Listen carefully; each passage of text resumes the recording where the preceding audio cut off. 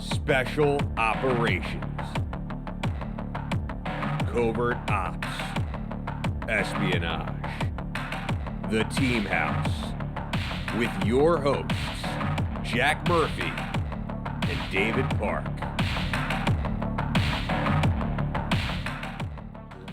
Hey everyone, welcome to episode 285 of The Team House. I'm Jack Murphy here with David Park, and our guests on tonight's show are Sydney Mulder and William Negley. William served as a CIA officer and now is running Sound Off, which we'll talk about in depth.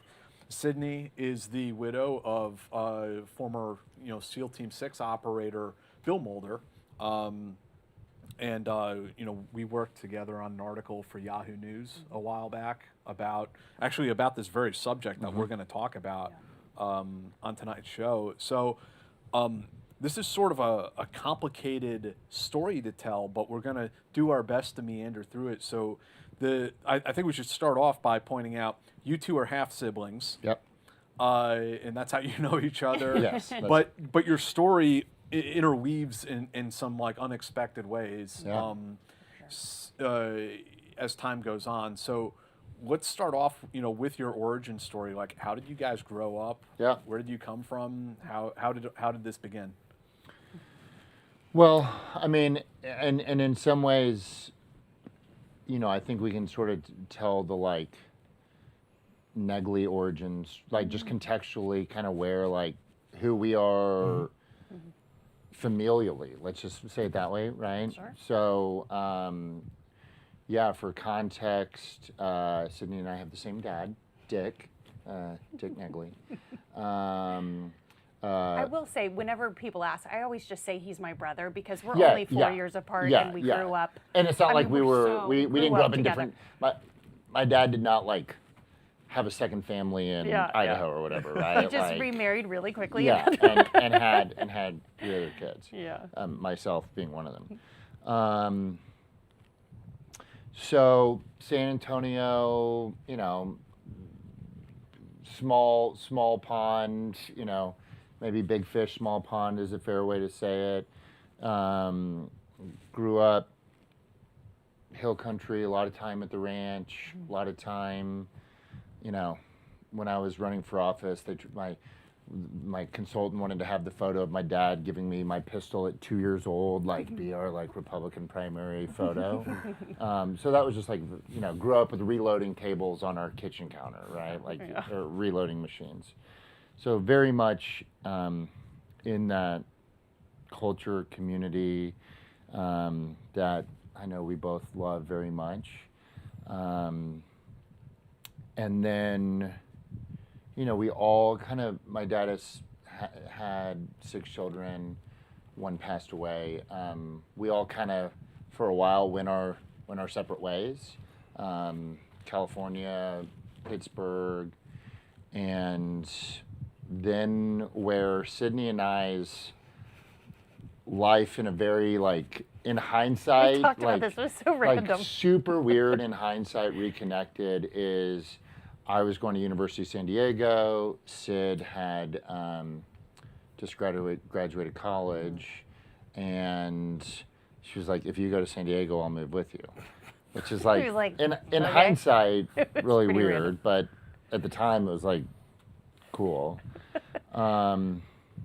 But through that upbringing in San Antonio, I think the relevance to the rest of this discussion is I was called to service from zero. I can't explain it. I don't, certainly was not my mom's influence, right?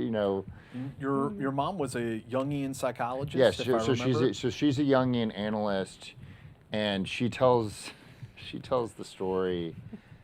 This is just so my mom, God bless her, she's saying to her 15 or 16-year-old son, what does your soul call you to do?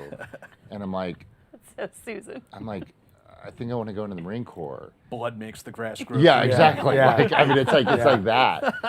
And That's right. but you can't, you ask the question, So she tells the story now of like going away and like calling her therapist and being like, "Oh my God, this is not the." You know, but then I was a senior in high school on September 11th. So like this innate call for me was doubled down upon like many, you know, of our generation. So went to San Diego thinking I'm gonna go like through college and then go into the Marine Corps. And then that changed really quickly because Sid comes with me. Do we want to go like, so Sid comes with me. We're like living in Pacific Beach. And Crown Point. yeah, like the first Friday we're there, Sydney says, hey, I know these girls from Dallas, and Texans like to hang with each other.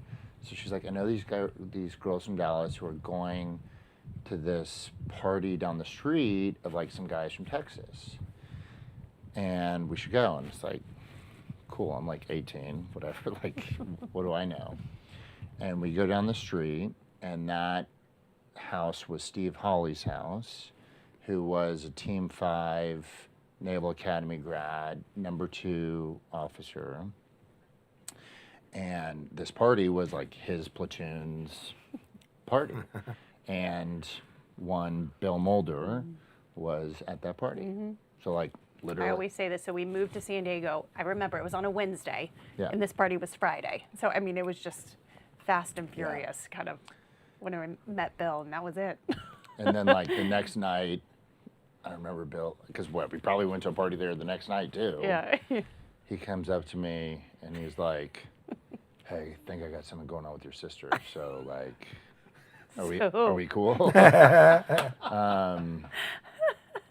You know, but then I think as much about,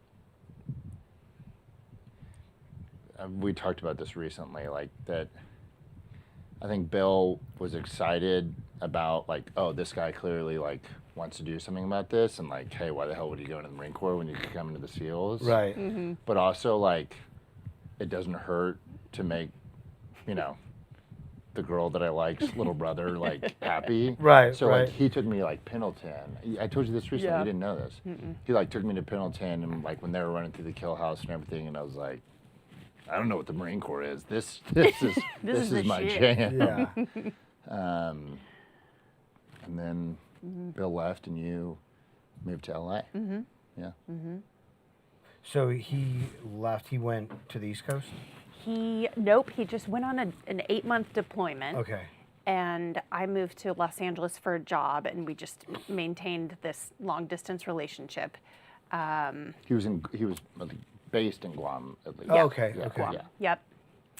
Yep. And then he comes home, and we are in LA at the time. He had come up to see me and was always infuriated when he got there because of the traffic. And we were walking on the beach, and he said, hey, so I want to tell you something. I'm going to screen for this thing called Green Team for a development group. I had no idea what he was talking about. And you got to tell the part that you've told this.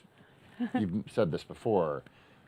When you met Bill, Oh, God. you didn't know what a Navy SEAL was. No clue. I was 23. Was he insulted by that?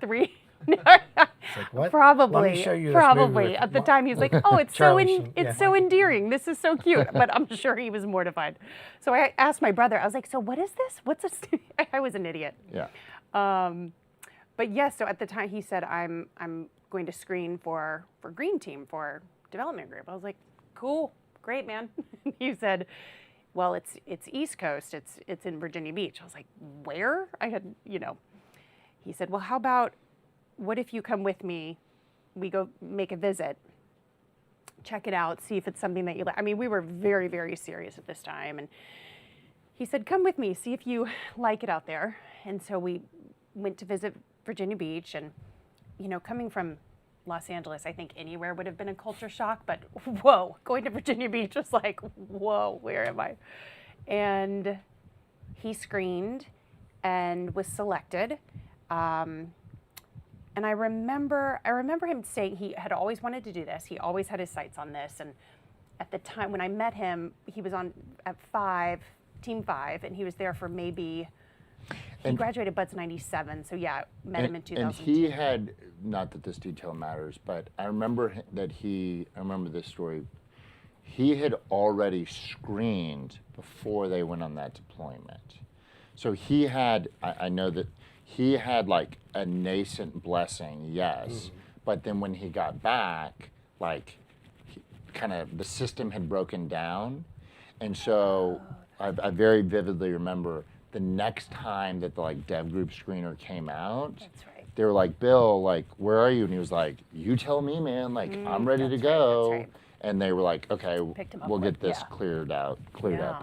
and pull you out. So that was 2004. So we moved to Virginia Beach together, 2004, and he rolled into Gold, and oh man, we loved it. It was so great. It was still, I think I was telling you guys earlier, it was small, and I just remember knowing the security guards by name, and they knew me, and we were there all the time together, and quickly just jumped into that lifestyle, and we loved it. And he was quick, just rolled right into being an awesome operator. He was just so happy. I remember him that time being Yeah, he was living the life at that time. tip of the spear. He felt like this is it. I remember This is my him time. getting there and being like, they gave me like 12 duffel bags of gear. Yeah. Like on day 0. The gear. The fucking gear. Yeah. One of the challenges that, I think that special operations spouses have is, one, some of them feel like they're competing for the attention of their spouse for the job, and then the other one is the deployment tempo, and this is post 9/11. Yeah. How were those how was that for you? I can answer that kind of competitive part. I can answer both, but I don't ever remember feeling competitive with the job. I think I don't know, it was this weird innate knowing that job came first for him. I knew that right when I met him. I think I've shared this too, kind of in a speaking engagement, but he was completely born to do what he was doing. And I saw that. I always say this too, it was just in his bones. I think you said it too, like just you knew what you wanted to do at 0. And same for Bill. So I can happily say that I don't remember that kind of competitiveness with his job. I kind of resigned to the fact, and I was okay with it. And then the deployment cycle was definitely an adjustment. And at the time when we got there, it was still the 3-month cycle. So it again, just fast and furious. He was home, and then he was gone, and then he was training, and it was just that 3 months on, 3 months off. And that was challenging. But again, I think that community is so, which I still live there, and the community is just so solid and so great. So it was very, very quickly just friends became family. So when the guys would go, it was like, here are my buddies. It was just great. Yeah. It was a good time. Of your siblings, how many brothers did you grow up with? So I have 2 older sisters. Excuse me, I had 2. One sister passed away, and then William, Jamie. I'm the oldest He's of the what oldest of my eldest half sister would call We call them JV. the JV. I'm the varsity, and he's the JV. I take some issue with that. So did the parents choose characterization. favorites, and that's how it shook out? Yeah. So We're just was always it? the first. Because another thing I think that like special operations spouses sometimes have a hard time if they haven't been around a lot of guys. Yeah. Like they either learn to develop a sense of humor, they either have a sense of humor, or things get really rocky. Yeah. Because there are generally a lot of hijinks going on. How is that for you? Pretty seamless, and I don't know if it's because of brothers or just I just have that dark, weird sense of humor as well. Yeah. And I think that was one of the things that Bill liked about me is he was such an idiot, and I was an idiot, and it was just we had so much fun. It was fun. So I think I came with that dark humor too. Now you were in college during this time, right? Yeah, so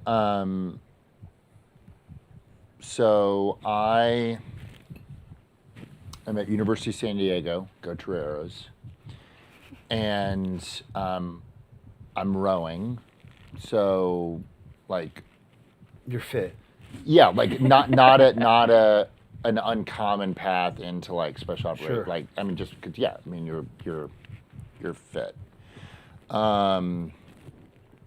and by this point, Bill has essentially turned me towards the dark side and said, "Hey, okay, I'm gonna go enlist to go to Buds, right?" And so I mean, I'm dissecting Buds, right? I'm like, I'm not going to this place with like 90% dropout, you know, whatever the number is, like, and failing. So I graduated May 2006, and I signed a delayed entry program contract to go to you know, boot camp April 2007. So I was confident in my fitness, but I needed more running, less rowing. Not a highly relevant skill to the special operations community. Well, maybe in Buds you do some running, Yeah, I think. yeah. There's no sliding seat in an inflatable. Right. So shortly after graduating, this kind of lower back lingering injury like really starts to hit home, and more and more and more, and it's like, okay, like now I can't walk. Right. And I'm like, well, I'm not going to Buds with a bad back. Sure. Right? Like I am smart enough to know not to do that. And I had started taking master's classes, international relations classes at USD, like working out all afternoon and taking classes in the morning. And so I mean, just to say it, like, you as you might imagine, like personally soul crushing, right? Like, all I've ever wanted to do is not be a Navy SEAL, just go into the Be the military. tip of the spear type and of, then yeah. and then it's this, and like I'm 22, like I'm super strong, super fit, but there's just this like debilitating injury. So I pull the contract, and I'm like, okay, well, what can I just do tomorrow, right? Like what? And I'm like, well, I'll finish this master's program.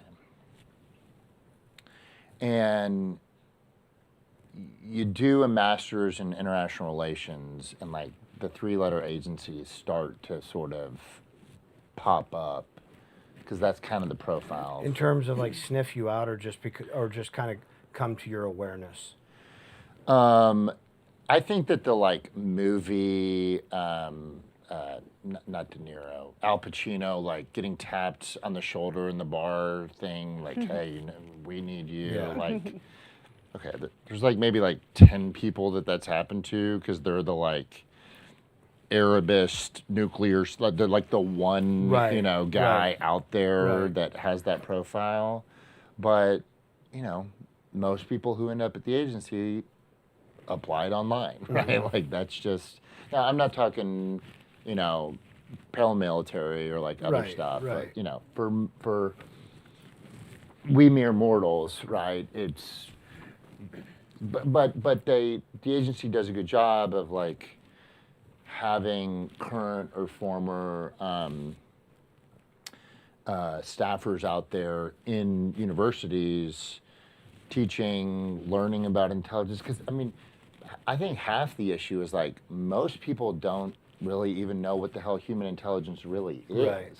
Right. And so, because they think it's Jason Bourne or James Bond. Right. So, you know, you're getting these classes, and you're like, oh, like this is cool, and this is in the fight, and So I finished grad school, still very hungry to be in the fight. I mean, at this point, it's November 2007.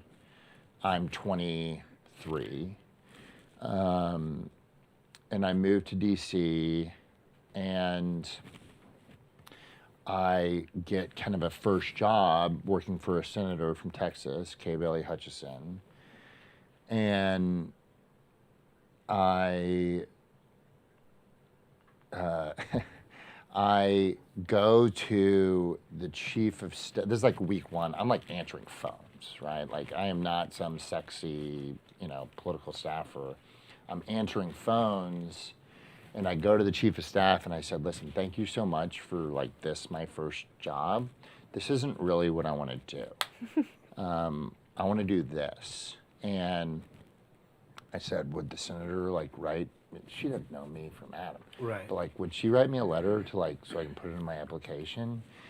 And I think he was just so fired up that this young person was like, hey, this is what I want to do. He was like, yes. Did I want to go into the CIA? Yeah, exactly. Not something like a senator's chief of staff is hearing on a, regular basis. So, I just was trying to do that because I didn't want my application just to like fall between the cracks. Right. So I, went through the kind of standard at that time process. I don't know, maybe 6 months later, like summer 2008, had a conditional, and then probably the next year was my clearance. And as a general statement, I was a Boy Scout growing up, so I'll just tell you a funny story about that process. I had done all the background, they talked to all my friends, and I just heard these horror stories of people getting tripped up on the polygraph. And I said, well, I got nothing to hide, right? Like, and I'm not going to let this hang me up getting in. So for the month before my poly, I had this Word document, and I wrote down everything I'd ever done wrong in my entire life. Like when I was 13, I, stole this piece of gum type stuff. And I printed it, and I walked in, and the polygrapher goes like, do you have paperwork for something for me? And I go, this is everything. I was out 20 minutes later. Because the stories you hear is like people like, oh, they get tripped up. Oh, I'm trying to remember this. I was like, this is everything. Like, I didn't murder anybody, and and I blamed it on Susie, right? So embarrassing. So I was like the fastest polygraph ever, and I was done, and I started. Did you just have this document going, and whenever you'd remember something? Yeah.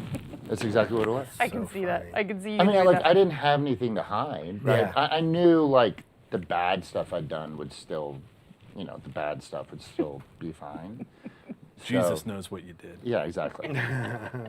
So I started July 2009, which was, so I moved East Coast, and you guys were still in Virginia Beach? We moved to San Antonio August of 2009. Mm-hmm. Yeah. Bill so he came home from, I'm trying to remember how many deployments we went through, 2004 to 2009. That's a lot. A handful of deployments. Yeah. That command did a lot, yeah. They did a lot. And he came home from that 2009 deployment, that spring, and was smoked. I remember, I always love, I have such a visual of picking them up at the command. It was always at night. Everything was at night with these guys. And you'd pick them up late night, and all the wives would get all dolled up. It was so exciting. And you'd park your car, and you'd wait and they would come in on a bus, and you'd get a text message that they're there. And this chain link fence would open, and they would all, they had their backpacks and full beards and long hair, and you're trying to pick out your guy. And I remember seeing him, and I was like, oh, he looked completely smoked. He was just exhausted. And I was pregnant with our daughter, our first kid, Nina. And I remember I turned to the side to show him how much I had grown. And he was very quiet. And we had this routine when he would get home.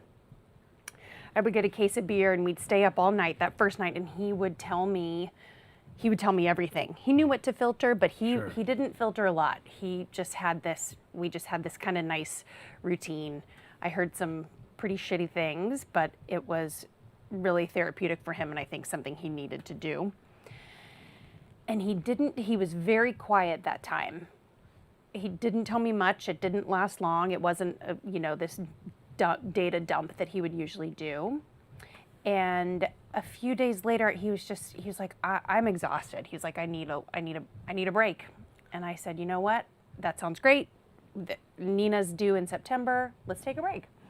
And we moved to San Antonio. I said, let's go to San Antonio, closer to my family.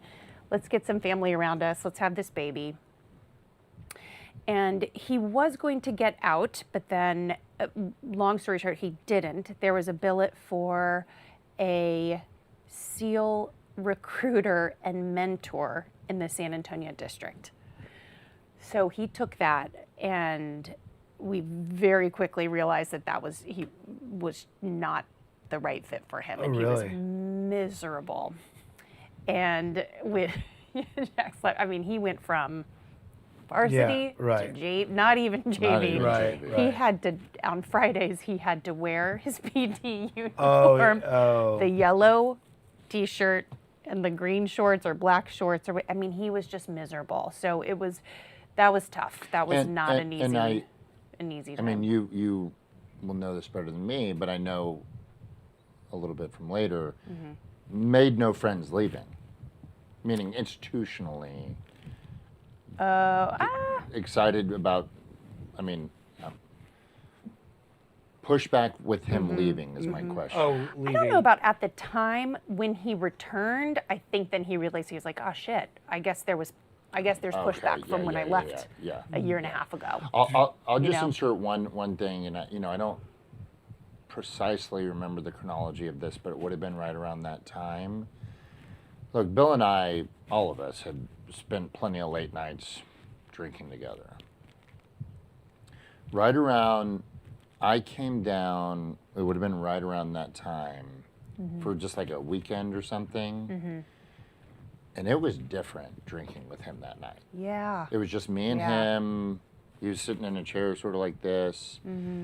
And it wasn't, God bless Bill, it wasn't cool guy war stories, oh man, I did this. It was like dark. Dark shit, yeah. And I didn't really,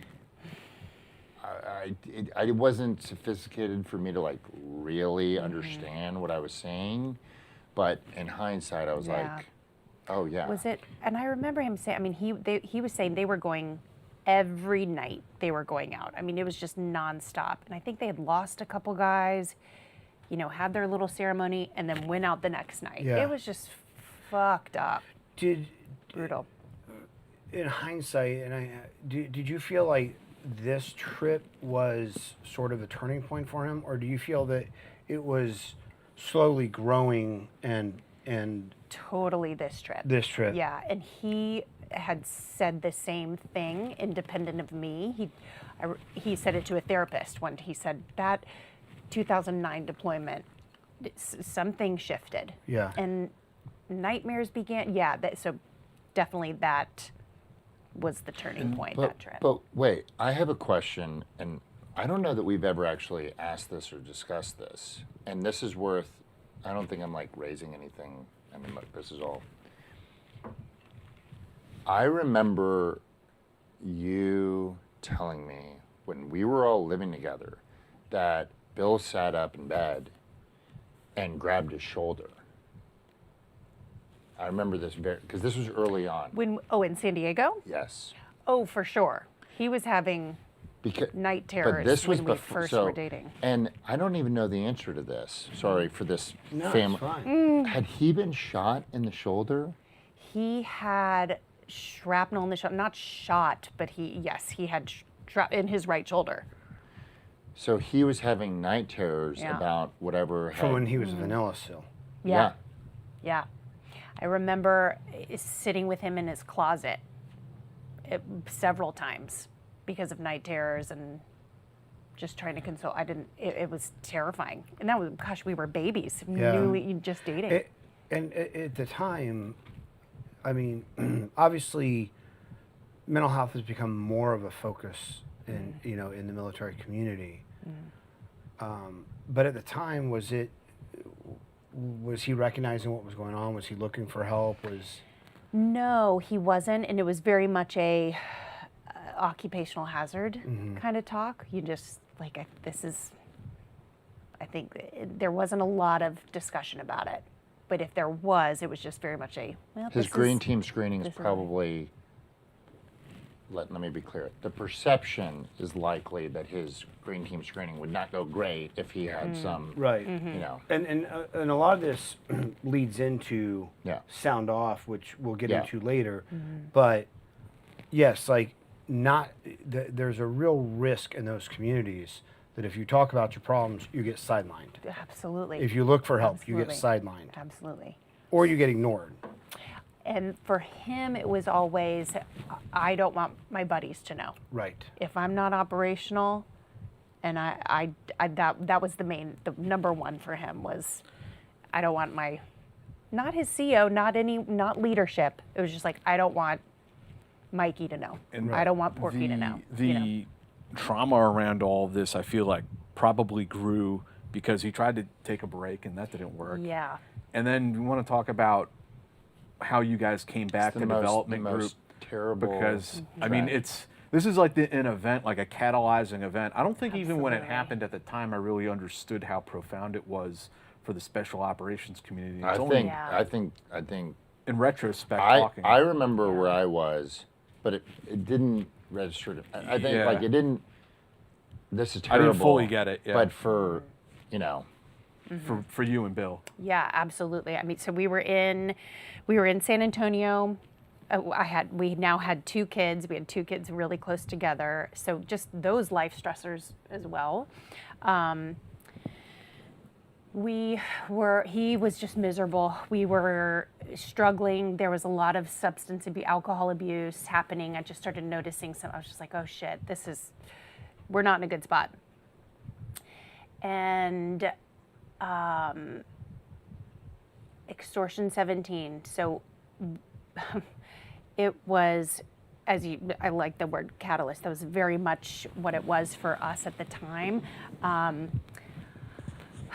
had, again, such a vivid memory of sitting with Bill on the couch in our living room, and he had been talking, just fielding phone calls for days, buddies and spouses and friends, and we're sitting on the couch. We had the news on all day, every day. He was not sleeping. He was just glued to the TV. He was talking to friends on the phone, and we're sitting on the couch together, and I'm crying, and I look at him, and he's crying because it's just news. It's just this ticker tape. It's just we know who's been lost, and that was his squadron. That was Gold Squadron. Those were his buddies, and those were his brothers, and I looked at him, and he looked over at me, and we just nodded like this. And I go, we got to go back. And he looked at me, he goes, we got to go back. And within 3 months, we sold our house. He took like 3 trips back to the beach in that time, sold our house, moved back to the beach, and he rolled right in. I mean, it was just, I heard they stories were so like this desperate, after firefighters after 9/11.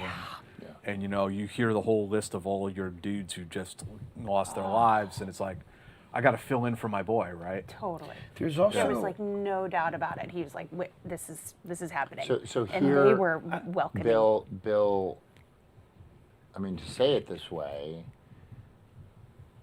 Bill is trying to save himself by pulling back, and you all are in San Antonio, and because of extortion and your and Bill's duty, honor to country, get ripped back in. Yeah, Yeah, absolutely. There's also, I imagine, probably an element of survivor skill going on that I could have been on that bird. I'm glad I wasn't, but I should have been. You know, there's like this weird cocktail of emotions going on Totally. that I'm glad I'm alive. I'm glad I wasn't there, but I should have been there. Absolutely. Maybe something would have been different if I would have been there. Yeah. He would have been on, he 100% would have been on there. Yeah. Yeah. Yeah. That was, and continued to be a major struggle for him. And I think that, like you said, just the survivor skill, which so many of the guys and Yeah. suffer from. Yeah. I mean, it's one of the reasons that people in like the special operations community go so hard is because it's not necessarily for patriotism or love of country or love of service. It's because of the person on the left and the right of them that they don't want to let down. Absolutely. You know. Absolutely. That was really excruciating to watch and to hear. I remember him, the phone calls, and he was like, "Oh my God, he was on there too." Like it was a big loss, major loss. So you guys find yourself back at the command after that, and meanwhile, William, how is your erstwhile CIA career going? So this would have been 2011. Yeah, so, well, that's okay. So I come in July 6th, 2009. And to state the obvious, we're 8 years at war already. And, you know, I've like known Bill, I've known people in the community, but I've never been in the community before. Right. And, you know, I don't know, trainees I think are sort of famous, infamous for like, it's a lot of drinking, it's a lot of fun, it's a lot of partying. But then it's pretty clear, like, there's something else going on here, right? Like, I'm engaging with people that this person seems to be struggling. And these are like instructors of the farm? Oh, no, but I even mean people that I'm EODing with. Okay. Because, you know, not everybody was working Some are veterans. Not everybody was working on the hill, Sure, you know, sure. like wearing a suit every day. Sure. So it's like pretty evident to me, like, this is a community, and I don't just mean the agency, I mean, that's like, it's fraying at the edges. So 2 years later, 2011, when you're headed back, it's not surprising, frankly, probably to anybody, that we get the sort of now infamous VA 22 a day veteran suicide a day report comes out. And, you know,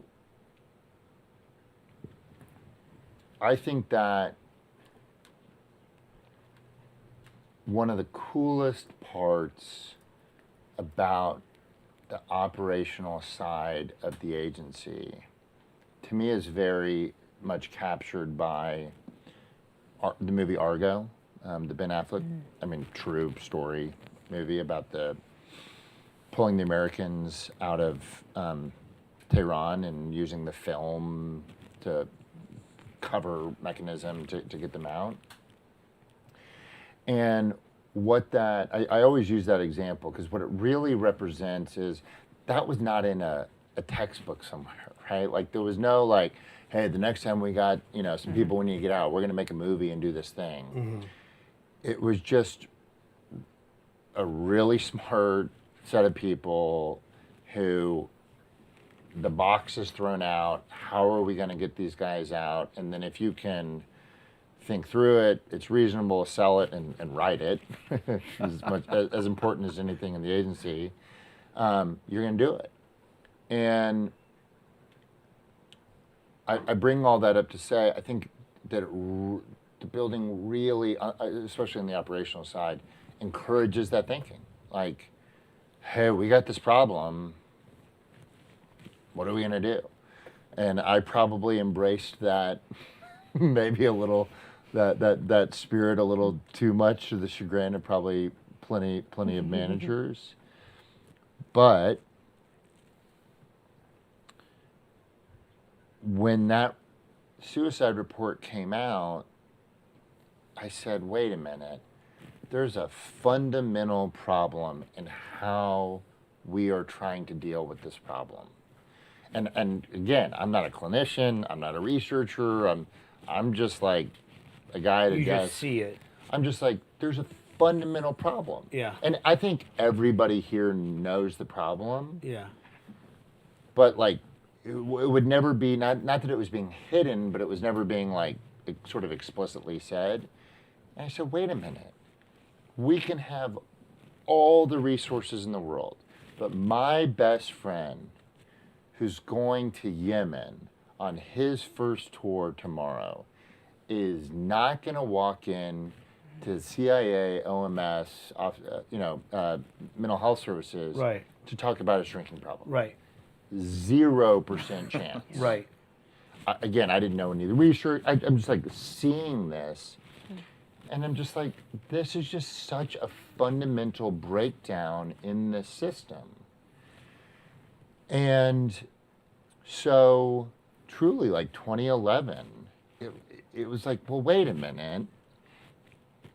If this guy knows he should talk to somebody, which he probably does, but the fundamental barrier here is he doesn't want anybody to know he's talking to anybody. Well, why don't we just fix that problem? Right. Why don't we just let him talk to somebody but nobody knows?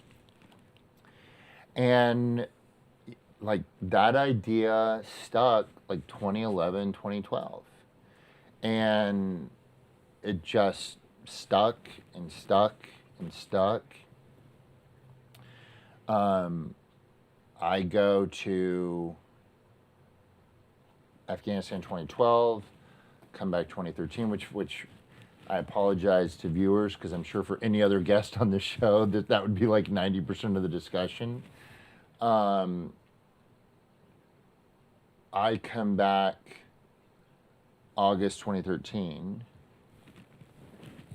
and I hadn't really done anything with this idea, because I said, well, this is just such like an obvious answer to an obvious problem.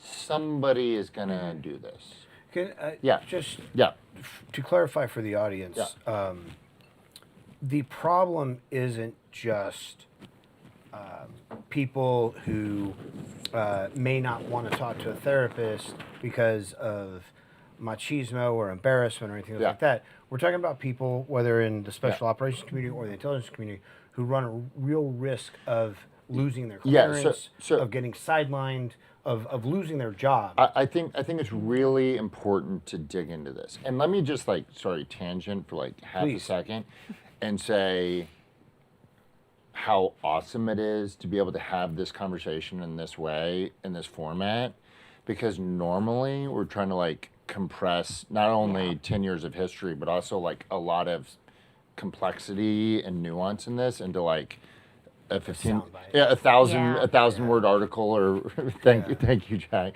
or like a 10-minute interview. So like it's wonderful to be able to like really deconstruct this.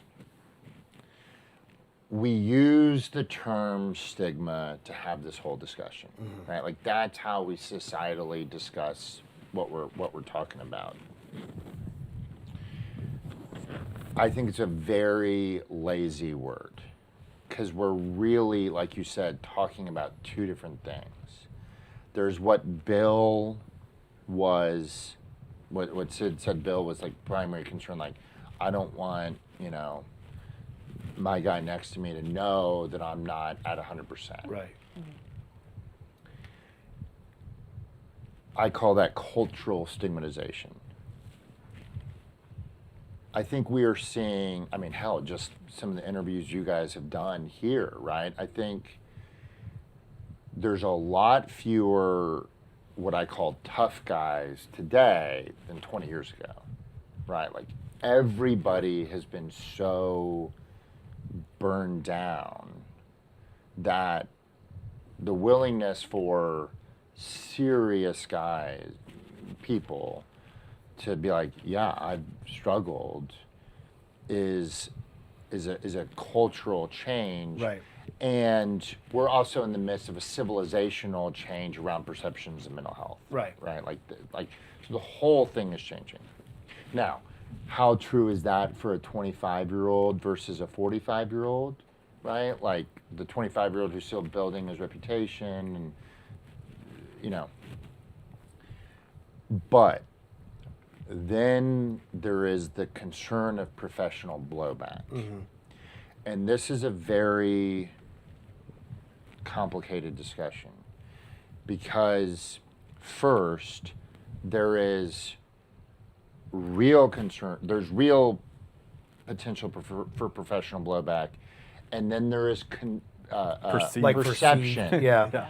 Now, part of the problem is it doesn't matter if it's real or perceived. Right. Right? Because perception is enough to keep them from acting. Yeah. Sure.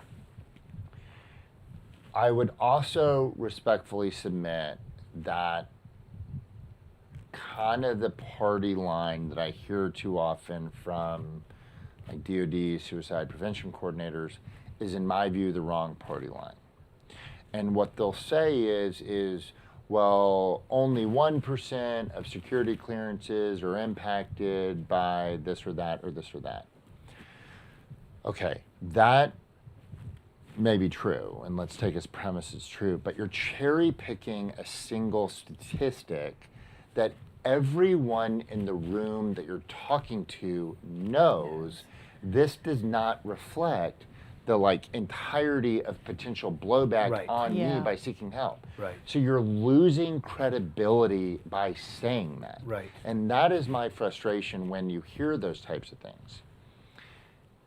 But the problem is they don't have anything better to say. Right.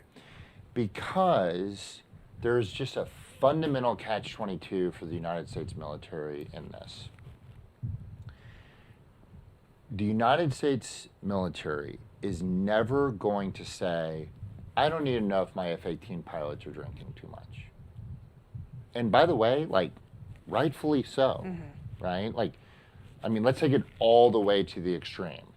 No, I need to know if my B-2 pilots are substance abusers or majorly depressed or whatever. But by forcing that knowledge, right, that acknowledgement of that, we know explicitly that prevents them, some percentage of them, from seeking care. Right. But it doesn't matter, because at a certain point, and let me be clear, the Department of Defense has done a good job trying to move that line as far to when do I need to know as possible. And I'll give an anecdote about Lyman Howard in this, right? Of hey, when do I really need to know that this person's seeking help? But the fundamental problem is, as long as there is a line, any line, there's going to be some percentage of these men and women who say, I'm not even walking in the room. Right. Because I know if I say the wrong thing and I accidentally stumble over Trip that that line, line, I'm gonna I'm smoked. lose my Yeah. security clearance. Yeah. Yep. And that's just a catch-22 that I'm very empathetic with the military on, because sorry, I need to know if my B-2 pilot's an alcoholic. Right. That And it's the same thing also with them saying only 1% of people have professional blowback. Anybody's like, okay, do I roll that die? Do I roll that dice? Do I risk becoming that 1%? For someone like or do Bill, I they're keep not my gonna mouth say- Who shut? spent your entire life Right. Yeah. working towards a singular goal? Well, I'll give you the So you're quote. saying there's a chance. Yeah. Then I'm not even walking in. And I'll give you the quote that I love. This was a former TF 160th Regiment commander. We were talking about sound off. And he said, we need this, meaning sound off, more than anybody because you've never met a sick pilot, Right. Right. right? Like, all those guys are doing is jeopardizing their flight status, which means jeopardizing their ability to do their job by saying, hey, my elbow's hurting. Never mind something more complicated. I'm having like- intrusive Yeah. thoughts. Exactly. Yeah. Yeah. So it's just a real fundamental challenge. I'm not here to like beat up on the DoD, right? Like it's just like a fundamental challenge Yeah. in Yeah. dealing with this, which is why sound off exists. Yeah. Yeah. So, so you identified this problem, and meanwhile you're living it. Living it, exactly. That's always just such a powerful component, I think, to what William was doing and continues to do, and what we were, it was very parallel, and we were living it. And Because now you're back and it's 20. Yeah, so at this point- 11, 12. right, Yeah. so we're back 2011, 2012, the beginning of 2012, and Bill is immediately operational, and Has now they put him on Silver Squadron? so he goes into Silver. Yeah. Yeah.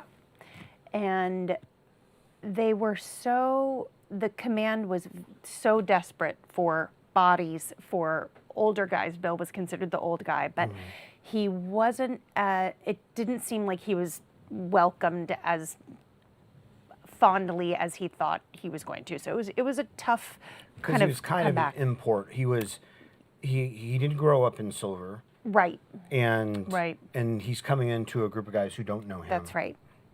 but, Coming but- in, everyone's mourning. It was a really challenging time, and it had grown.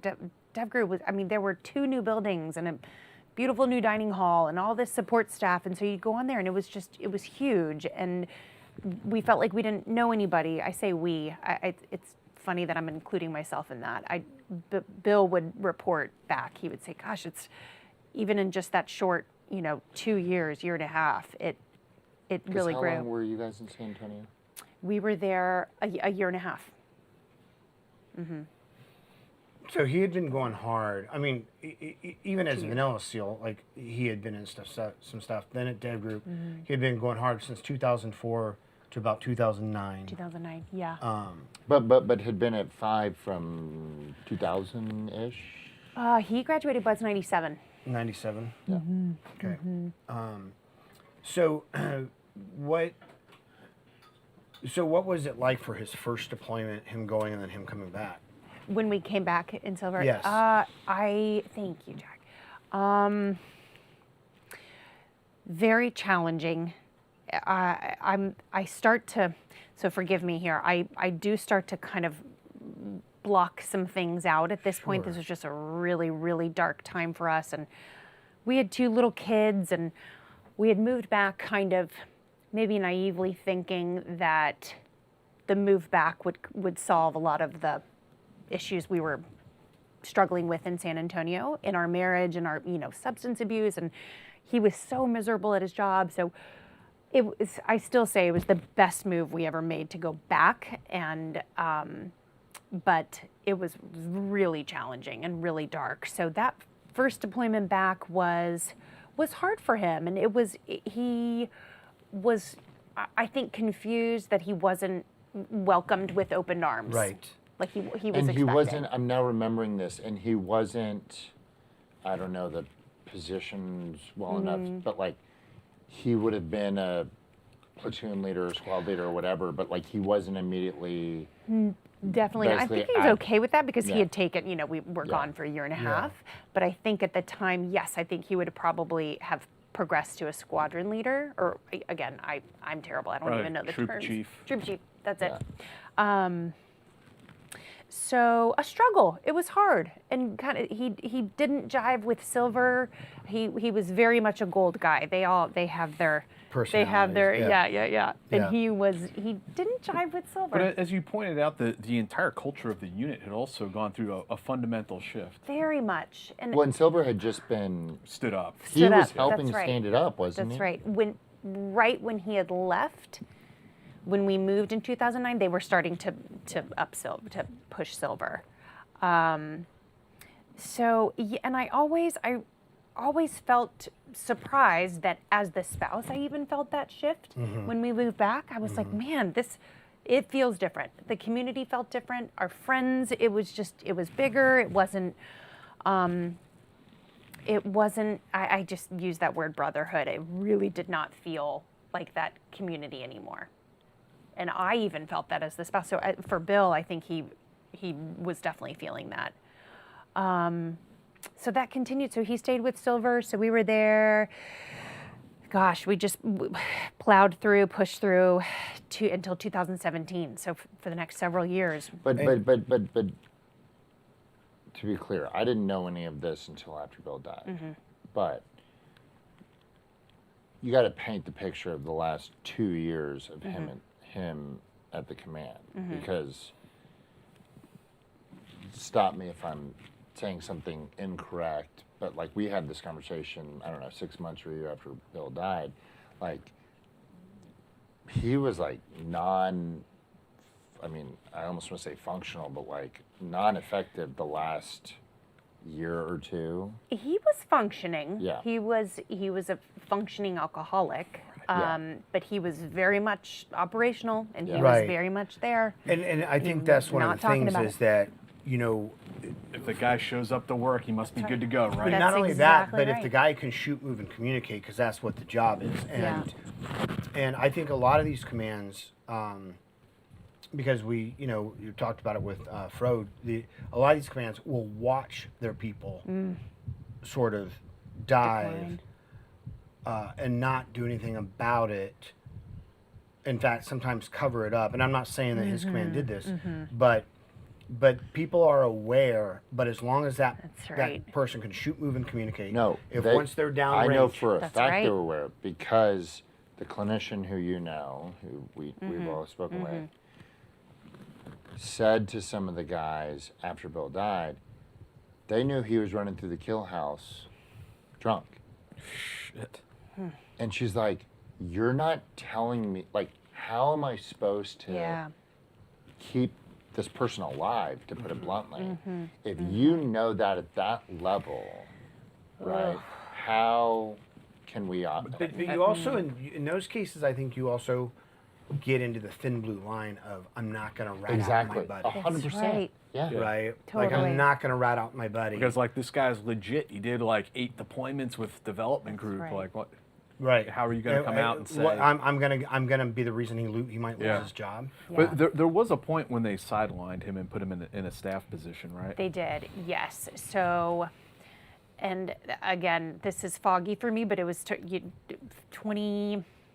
So he went to NICO, 2014, and so this, I feel like it would have been late 2015 was when he was sent home from a deployment. He was deployed, and he came home because poor performance, drinking, just it was awful, and he was sent to you guys would know whatever alcohol program Yeah. they send you No, to. ADAPSI. Yep. Yeah. Like So- the inpatient, like Yes. 2-week thing or whatever it Yes. was. Yes. Everyone's Yes. thinking I just dimed myself out right now. Yes. He was sent there, and then gently kind of came back in. And then I remember he came back from a training trip. He was in the helo with his friend, and he was told that he wasn't going to make troop chief. And he came home, and that seemed to be a major turning point for him, and he's like, I'm out. I'm done. I'm not doing this anymore. And I don't know if that was him. Pulling back. Yeah, I don't know if that was him saving face and just okay. Kind I'm of going out sour on my grapes, terms, like, right? yeah. But he was done, and so that would have been. So then there was the whole, just medical, just getting out, transitioning out. Before we get there, I just want to ask, Nico, for people who don't know, that was a program that has sent a lot of operators to, I believe, Walter Reed for PTSD and TBI treatment. And I know that has helped a lot of guys, but Bill went through that program, and I mean, what was your perception of its impact? I felt NICO, I thought it was incredible. So he went for 4 weeks, and I went up. I was able to go for the last week, is what they call family week. So I went with the kids. William was up there at the time. You were in Bethesda. Anyways, doesn't matter, but you were there. And but hold on. I think what you just said is important, because I just want to emphasize something. At least you, this isn't a criticism, this is just history. It's not like you guys were like sharing this is what's going on. Oh no, and I'll get to that with my NICO experience. So I'm saying, are you saying I'm there? Maybe I was, and maybe we saw each other, but I don't think you were like. We tried to have dinner, Yeah. and I had to cancel on you because Bill flipped his shit. Yeah. And was like, I'm not going to. He had a total meltdown. And you probably weren't telling me, oh, we're here for Bill to go to NICO. No. Which is kind of the whole. So I show up for family week, and I had been communicating with him for the first 3 weeks that he was there, and it was incredible. I mean, all of these doctors in one building, so they were all communicating with each other, discussing each individual patient and the effects of combat and the effects of war on these guys, and their sleep deprivation and this and that and their neurocognitive abilities. It was amazing. So I was super anxious to get up there to see all this. I was able to meet with every single one of his doctors that he was seeing every day. And this schedule, they had this amazing schedule printed out for the guys. And it was amazing. I couldn't wait. And so I met with everybody. And then the last appointment of the day was with the therapist. So they had talk therapy every day. And we're sitting there, and she's telling me about Bill's progress. This was the last week. So she's telling me about Bill's progress, and I'm asking some questions, and I can't remember if I brought it up or if I think I must have brought it up, because I asked about his drinking. And she turned to Bill and she said, "Drinking?"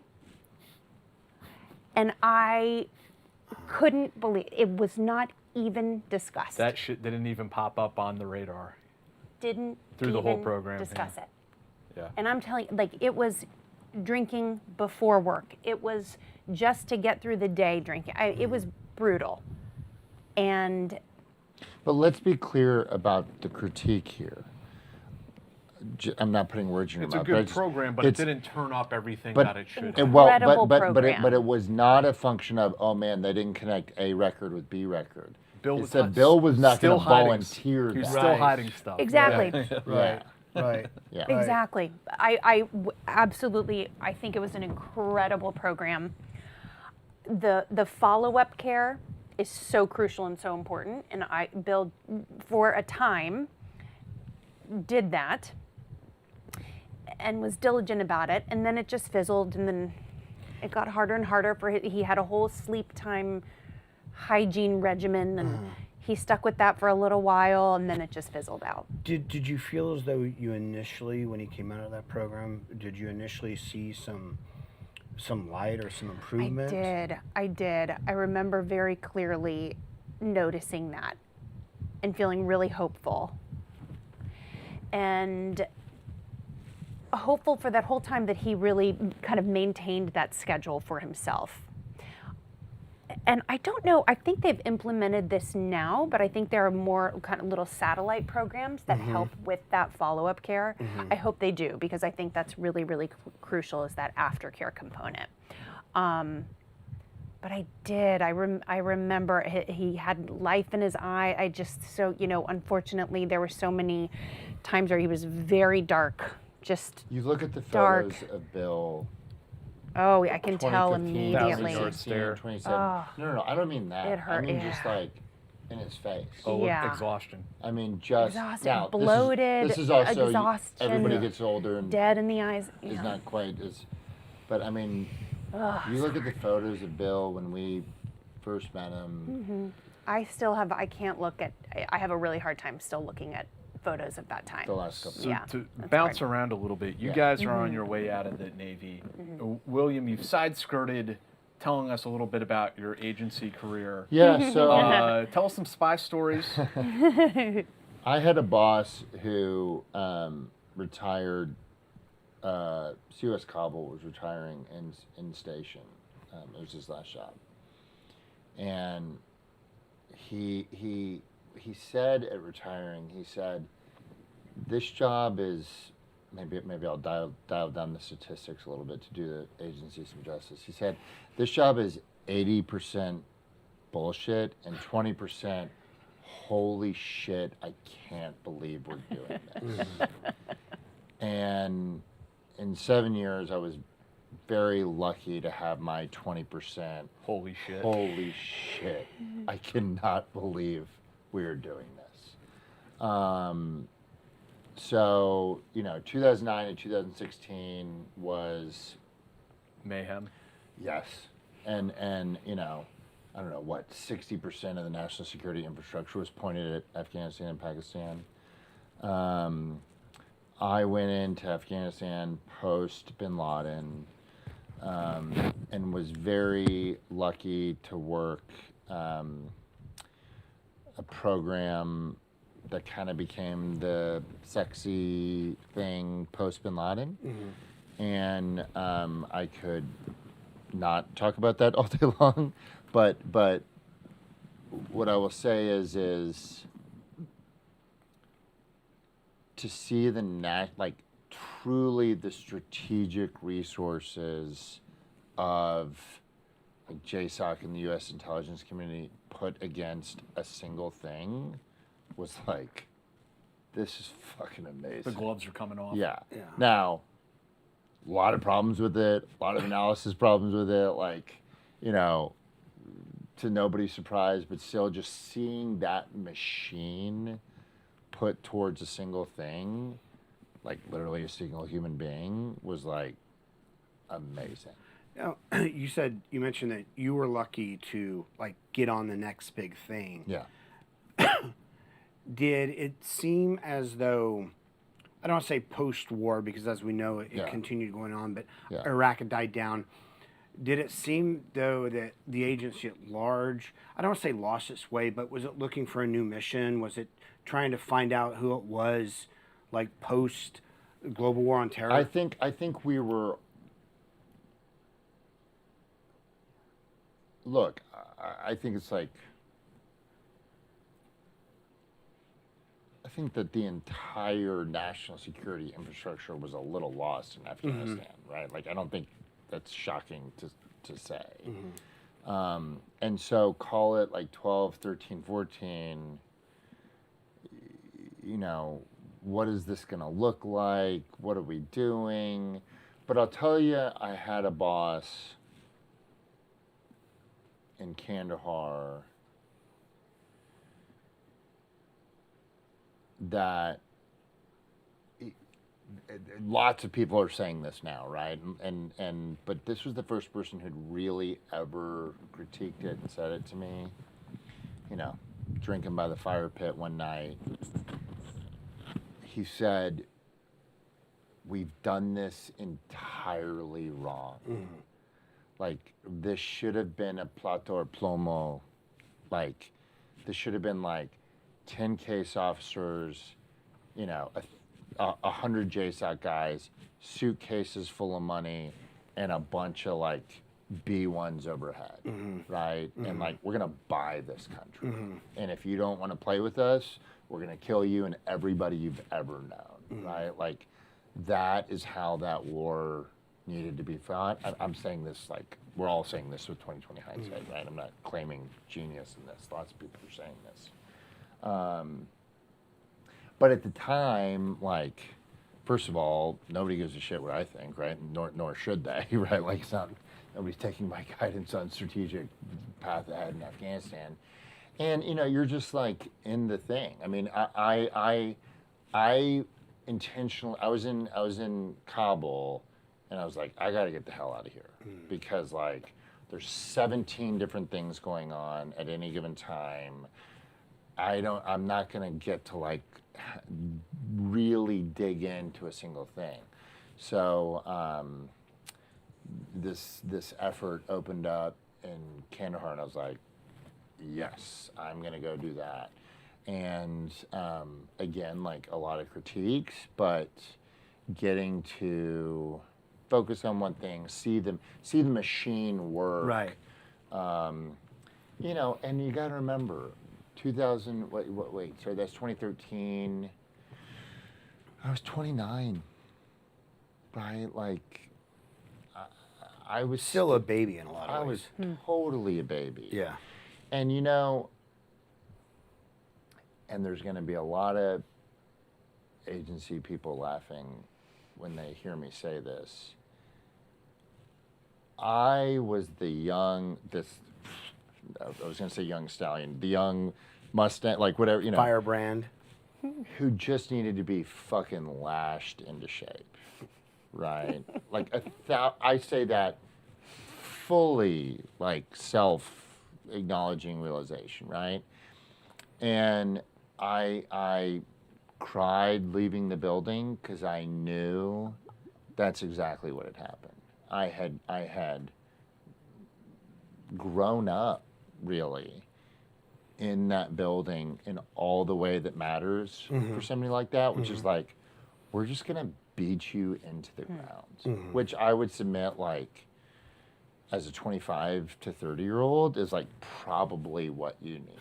Probably reasonable. Yeah, like, hey, dirtbag, like, you are not the smartest person in this room. Yeah. Like, Yeah. and we're gonna, like, make sure you know that. Right. Now, there's a other side to that where that becomes, like, institutional, and Right. you realize, like, oh, this isn't a place where, like, I'm gonna get to do, like, but ultimately, I think having those types, I had plenty of bad leaders, I think, like we all did, but, you know, I just think having that formative experience in a place that's like, this is a lot of high performers, and, like, we don't have time for your bullshit, is, if you don't get that somewhere, like, then you never grow up. I mean, Right. to kind of say it that way. Right. So I you know, I won't say I love those memories, but, like, I am fully aware of how deeply formative, you know, those, I came in at 25. Is that right? Yeah, 25, left at 32, and learned how to think, learned how to write, learned how to, like, operate, kind of literally and figuratively. And also learned, like, there is, you know, institutional, this is not some big criticism of the agency, but, like, there's, like, institutional deep think here, you know, that I see, like, hey, I see an answer for something that's, like, not going to be fixed by me, like, working within the system. Right. You know, you said that you went there when you were 25, you left when you were 32. When you left, I'm curious about, like, the decisions that led to that. Did you feel as though, you know, having grown up wanting to be, like, kind of the tip of the spear, did you feel that you had accomplished that? It was time to move on? Were you... I mean, this is now getting, like, this is my 2 bourbon therapy session.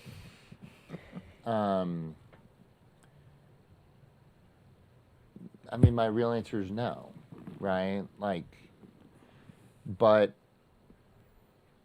I also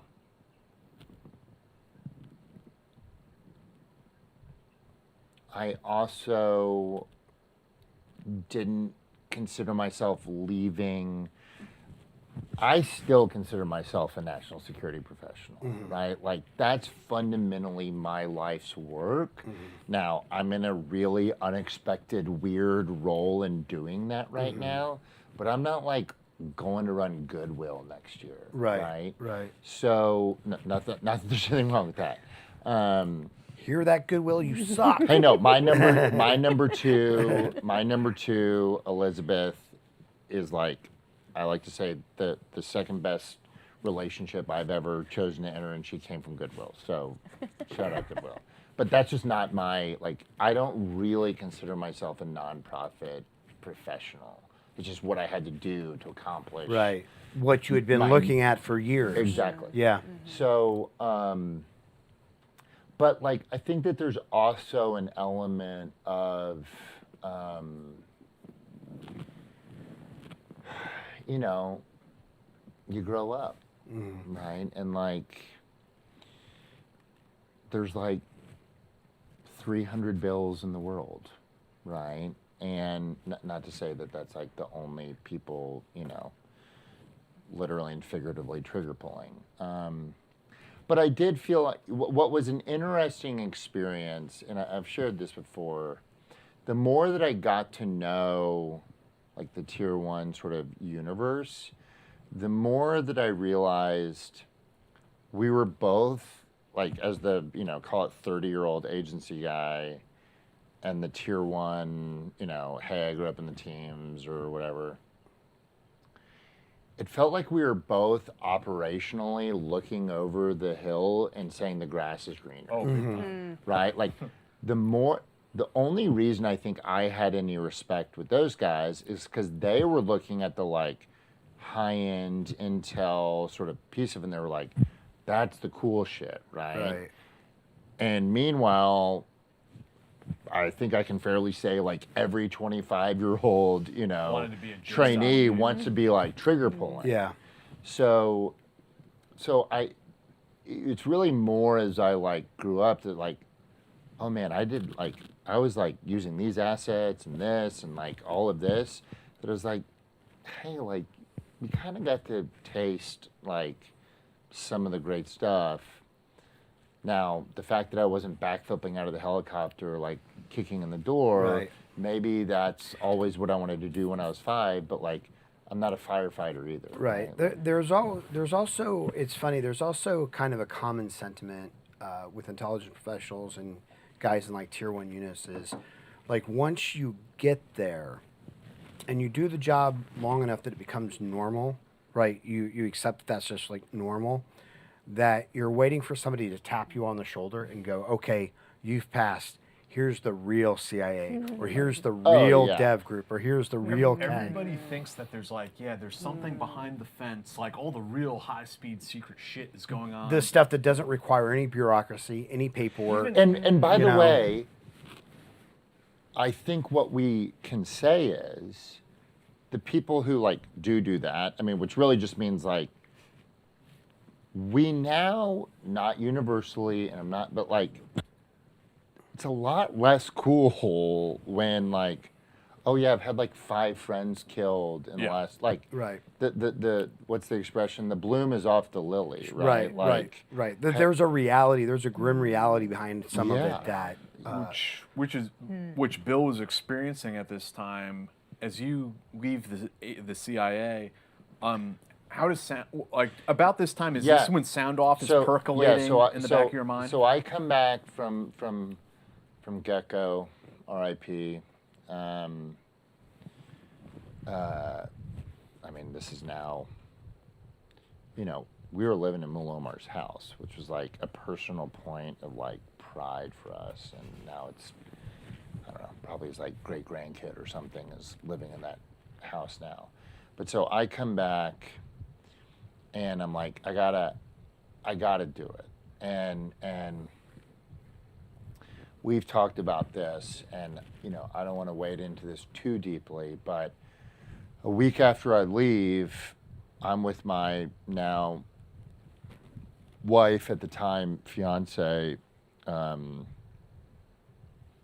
La Jolla on like R&R back, decompressing. And a friend calls and she says, I don't know if she called late or whatever it was, but I didn't get the call. She's like, hey, something has happened. So I'm like immediately to my laptop and I'm like, there was an attack. Like, it was like ominous. So I'm like Googling like Kandahar attack. I'm just like trying to find some news. And she calls me and tells me that Rania has died by suicide. And And she's there. She was in theater. She was in Kabul when that happened, wasn't she? No, she was in Kandahar. Okay, in Kandahar. And she was supposed to be flying out the next day. And again, that's a really complicated situation that like I don't want to fully wade into. Sure. But suffice to say, I'm like literally buying the domain name for Sound Off when I'm in Gecko. Like it was certainly like as if there was any more call to action for William to be doing this, because I sat 50 feet from her there. So I took 6 months of leave from the agency, totally naively thought like, oh yeah, this will be enough time to launch like one of the most complicated like telemedicine things ever. But I said, I'm going to do it. I'm going to try this. And so that's like fall 20, call it late 2013. And the vision for it was really simple, right? It was like a very simple vision at the time. We are going to have a piece of technology, an app, that would allow vets and service members, and always in the back of my head, intelligence community officers, to engage with, to be able to talk to the same clinician over and over and over, and I'm not going to know who they are. It was like, that was just like the most basic, simple, allow true anonymity and repeat engagement. And so... You go to business school. Yeah, so well, I mean, if we want to, we knew we needed to be a nonprofit. I say we. I think it's fair to say I. It was just you. Yeah, it was just me.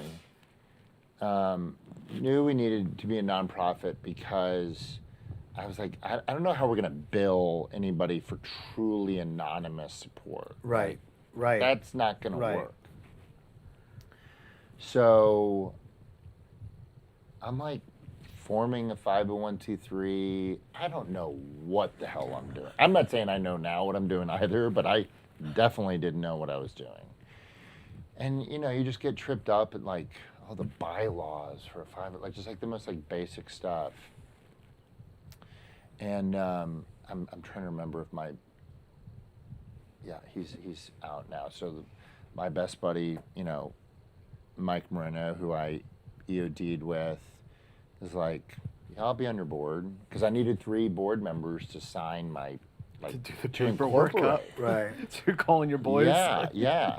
And I like email people, and I'm like, mom. I need another one. And my father-in-law, Paul Janes, is like, I don't even know if I was married to Kelly. I wasn't. But he was like, he was like a former IC kind of tech, like IT contractor. So he's like lived kind of in and around the community. And probably also just wanted to support his future son-in-law, was probably as much of it as anything else. So we incorporate, and I mean,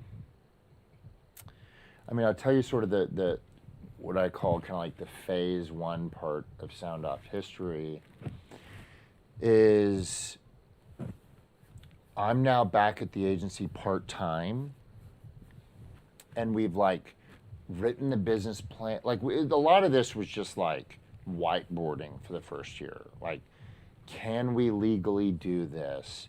What's it gonna take? What's the budget? And I we haven't raised $1 at this point. And I go to Wounded Warrior Project. And we figured if we had $500,000 in the bank on day 1, we could launch and fundraise to stay alive after that. Again, in hindsight, that was totally wrong, but that's what we thought. So we go and sit down with Wounded Warrior Project, and they said, one executive at Wounded Warrior Project said, you don't need $500,000, you need like $3 million. And I said, yeah, but I haven't raised $1. I've never asked anybody for money. I said, I'm not gonna ask you for $3 million. And they said, come back and ask us for $3 million. And I'm like, Trying to give you a hint. this fundraising thing is not that hard. So What, people just I gotta know throw money at exactly me? what Yeah. I'm doing now. So they say, we're going to give you $2.65 million over 3 years. And I'm like, going to the moon. And then anybody who knows this space, they entered their own challenging period, let's say it that way, where they had a lot of revenue loss. Like they were making that commitment, projecting like $400 million a year in revenue raised. And then, so they enter this period and everything kind of grinds to a halt. So that deal had been officially struck like 2015-ish. And now so I said, I want to go to business school.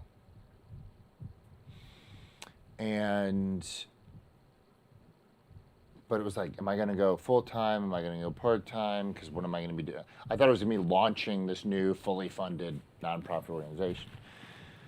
So that summer 2016, stressful period. What am I doing? Is this money going to come in? I ended up deciding to do the executive program at UT, which was a great experience. January 2017, the new CEO of Wounded Warrior Project at the time says, hey, sorry, we can't come through on this. Yeah. And I just want to say, I know Wounded Warrior Project's really charged. I just want to say one thing. There was nobody else signing up to give me $3 million.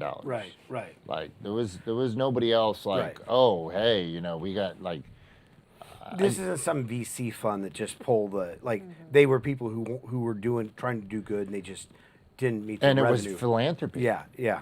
If this had been for profit, I could have raised a ton of money. Sure. But there was a fundamental conflict in what we were trying to do. Right. So I just say there wasn't 12 other nonprofits lining up to write a check to my PowerPoint idea Right. for an organization. So January 2017, the deal dies. And that spring, we're like, all right, maybe we can just raise a little bit of money to build a super MVP just to prove the concept in Texas. And then everything changes June 9th, 2017. It's really incredible just when we do this kind of timeline in this chronological order, just how eerie and parallel and let's doing this let's and give we're let's going give through- another. it's just like Not oof. eerie. It was known to you. Yeah. I'm getting a call from Sydney circa 2016. Hey, William, what's the deal with Sound Off? Because it sounded like my whole family is like... No, here's what happened. I called the phone number. I look Which at the was my website, phone number. which I didn't know this. I don't Yeah. know why that, Yeah. but I called the phone number For the website. for the website. Yeah. to see. I didn't know, can I talk to somebody? I didn't know if it was launched yet. We hadn't really. Because this wasn't. I didn't know the this status. was like kind of me. I mean, Yeah. I'm not saying like there was not millions of dollars in the bank. There Right. was like there was not. And you didn't even really have a minimum viable product at that time? No. Right. And I didn't know. I was just Because calling the number. the deal, the not to belabor this, but the deal with Winter Boyer Project was kind of like, it just kind of froze everything for like a year and a half. Yeah. Because like all of the other donors, not that like people were lining up to give me money, meaning a lot of people, but everybody's like, well, what's happening with the 800-pound gorilla in the room? Right? Like, so that just kind of froze everything. Right. And maybe I could have been more effective, and maybe I should have, like, I'm not blaming it on anybody else, but just the history of it is everything kind of stalled. Right. So you're trying to sell this thing. Let's bounce back to Yeah. Sydney. You call the number. Yes. So I call the number. I don't leave a message, but he sees that I called that number, and you called me back the next day or a couple of days later. You're like, hey, were you calling me? And I said, and you were asking, you were like, you called the sound off number. What's up? And I said, completely lied. And I Yeah. said, oh, my friend. Yeah. I was calling for Yeah. a friend to see if it was launched. It was for Bill. Yeah. It was for me and Bill. And so, January. So this time frame, January 2017. Bill retires at the end of that month on his birthday, and he leaves at 20 years, and those next few months are really, really dark. We have 3 kids at this point, so we had Sam. Sam was, just over a year. And Bill has retired. We are separated. He is renting. He has a little beach rental that he was in for a few months because it was just, we had thought that would be the right thing to do to try.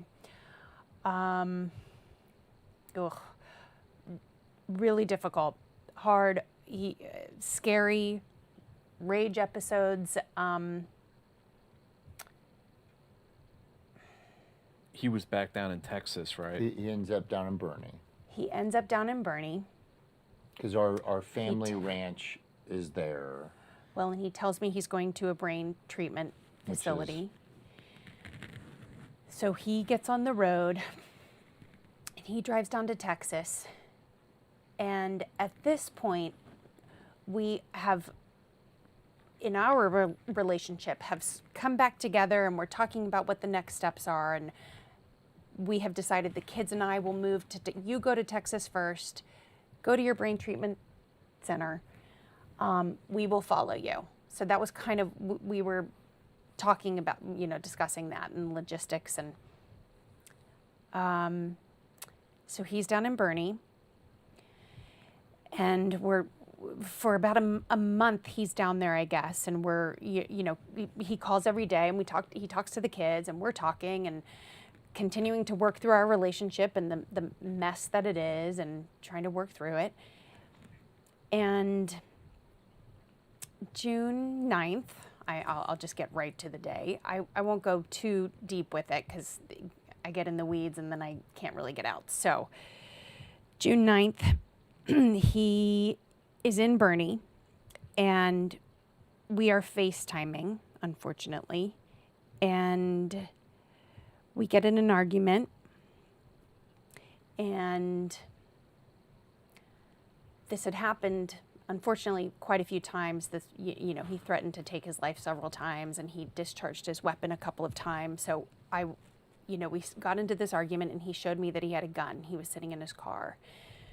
And so I kind of went to that very, quiet mode and tried to diffuse and tried to calm him down. And he was very calm, but the next thing I know, he put a gun to his head and he pulled the trigger. And I'm going to just kind of fast forward to the next day when William showed up at my house. I am in a new venture creation course at UT Austin. And I'm walking on stage this is morning of June 10th, to talk about sound off as a thing. And my mom calls me and tells me that Bill has died by suicide. And then I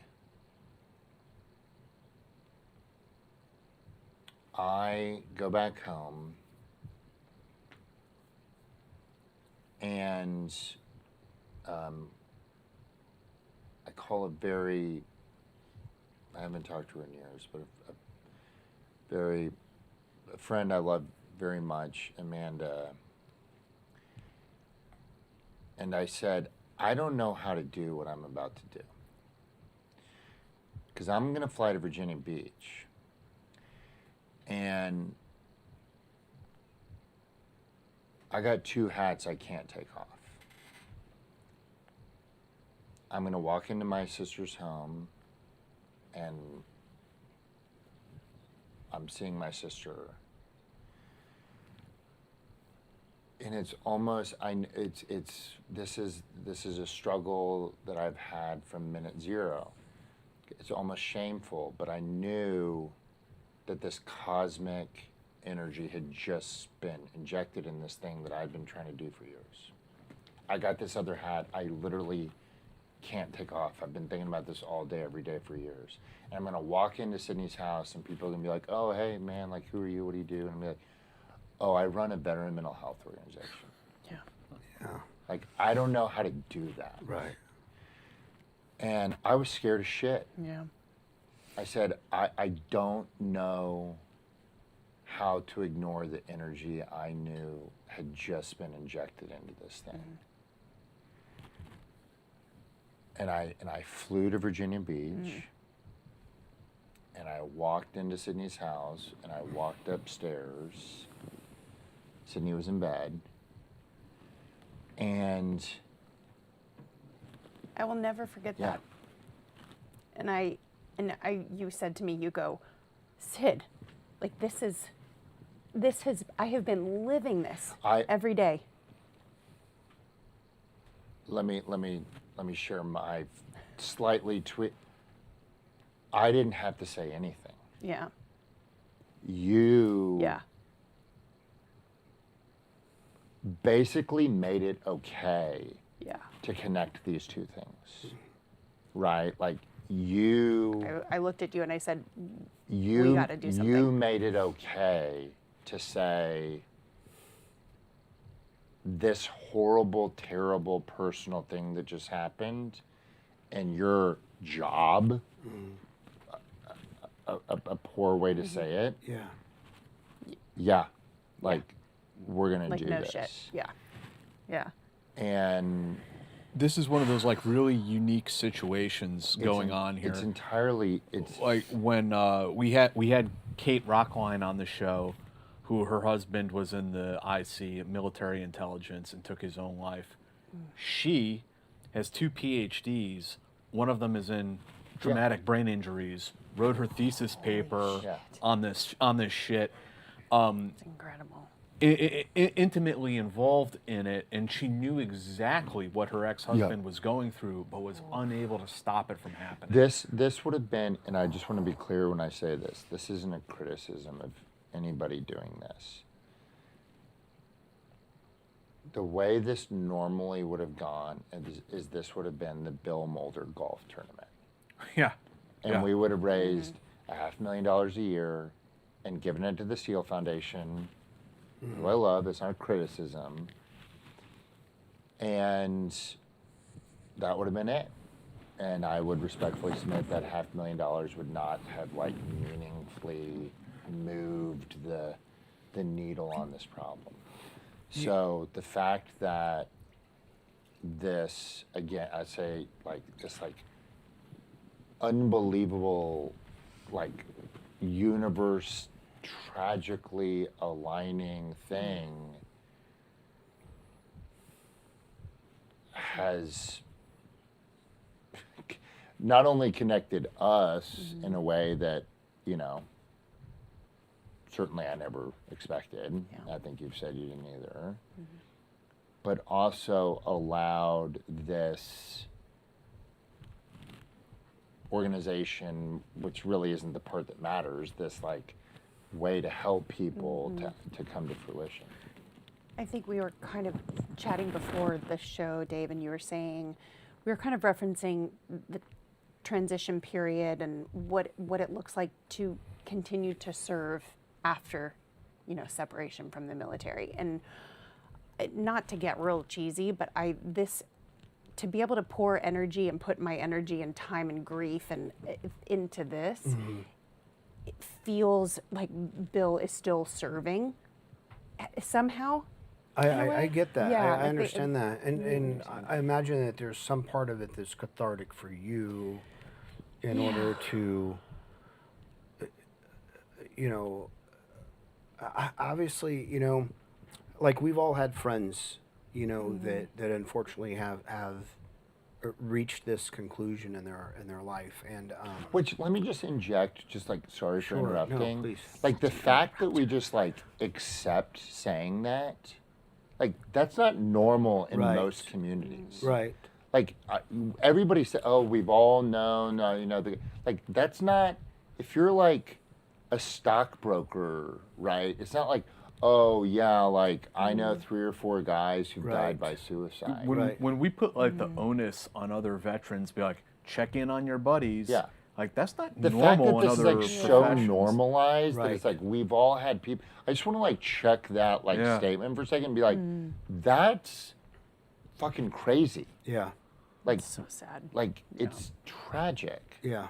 So I just want to like we've normalized that to the point now that it's just like accepted. That's like wild. It's Yeah. fucked That up. is true. Like it's not okay. Yeah. And you know, and you mentioned like the VA numbers, and I mean, the report just came out not too long ago that the VA was like misrepresenting their numbers, and they were actually higher than what they were saying. Yeah.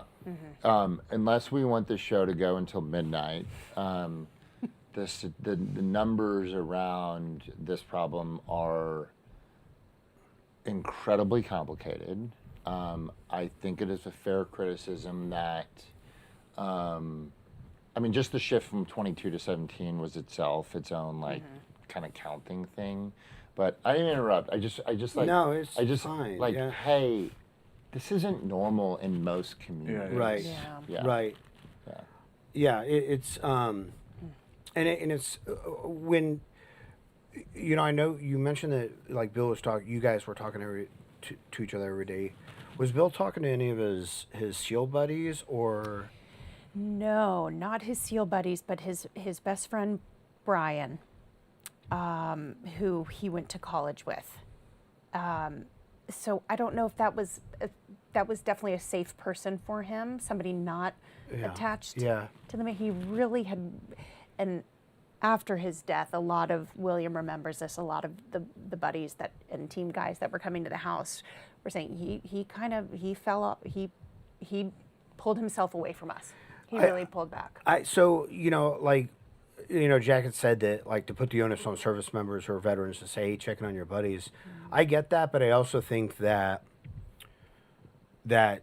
sometimes when people are in that spiral, that they're not going to reach out and they're not going to seek help, and it's very insidious. It happens, like, so smoothly in a way that they don't even very know they're in quiet. crisis Yeah. until Yeah. it's too late. They don't recognize the crisis they're in sometimes. And so sometimes like that checking in on your buddy is really one of the only like safety valves that we have is it when somebody does go dark, Yeah. when you know you haven't seen somebody on social media or heard from them for a while that it's like, yeah, check in on them because lifeline. you don't know. And the thing is, everybody's life, we all have busy lives. Yeah. You know, and it's easy to go a couple weeks, a couple months, a year, 2 years without talking to a good friend of yours sometimes. And then you don't realize that it's gone that long. And you just have no idea. You have no idea what's going on. Yeah. You know? And now, Yeah. I would submit like an alternative way to addressing that challenge. Please. Some level of that challenge. And we've never really unpacked this, and I think it's just worth like exploring for a second. Because, we say, oh, well, Bill didn't seek help, and then it's like, oh, well, Bill went to NICO and he did this and this. Well, okay, for the first, 17 years, Right. Bill didn't seek help. Right. So by the time Bill was engaging with help, things were pretty bad. Right. I mean, is that, I'm not trying to, Yeah. So let's take a less extreme example of that scenario. By the time somebody's getting out, if they haven't engaged in any care, they haven't, like you said, they don't know what I'm feeling. They don't know if I'm in crisis, or maybe they do, but like I've never processed any of this Right. at a more basic level. Right. It's a totally perverse expression to use in this discussion, but it's what people say. We got to get way left of bang here, right? And so people think often, because especially with technology and the better mental health space, so much of the discussion is about like literally the acute crisis, last 5-minute thing. So people have made the mistake in thinking that Sound Off is like a crisis response tool, or hotline or something. I said, no. Hand to God, before I ever knew what was going on with Bill, the vision for Sound Off was the SEAL, half drunk, 2 a.m., let's say 5 to 10 years into the career, definitely not going to walk into, POTIF or Command Psych or whatever, but knows they should be talking to somebody. Right. It's preventative. But hey, I've heard about this thing Sound Off. Like, I don't have institutional risk if I do this. I can just download this app. Okay, maybe I'll try that. How does that change the trajectory of the next 5, 10, 15, 20 years? It almost seems that the ideal situation, because you're working with a lot of these charities and these veteran organizations, but it almost sounds like the ideal situation is to get the commands on board, and the commands to say, hey, and obviously they can't necessarily enforce it because it is anonymous, but to say, hey, I want everybody to download this app, and I don't care if you think you have problems or not. Yeah. I want everybody to download this app, and I want everybody to talk to somebody. You can spend 30 minutes like just bullshitting. I don't care, but talk to somebody. So, as if I haven't done enough talking already. I mean, now, maybe the way to get into that is to talk about what the next 5 years post Bill's death really looked like. Do a condensed version though, because you can. She's not wrong. Yeah. Well, you all have heard I'm it with all. you. He you and hasn't I, heard it before. We're like this, Yeah. so go ahead. Okay. So with Bill's death, we start to. There's attention, and ultimately there's funding flowing into this existing, ready to go nonprofit, and we start to build technology, which has its own, complications.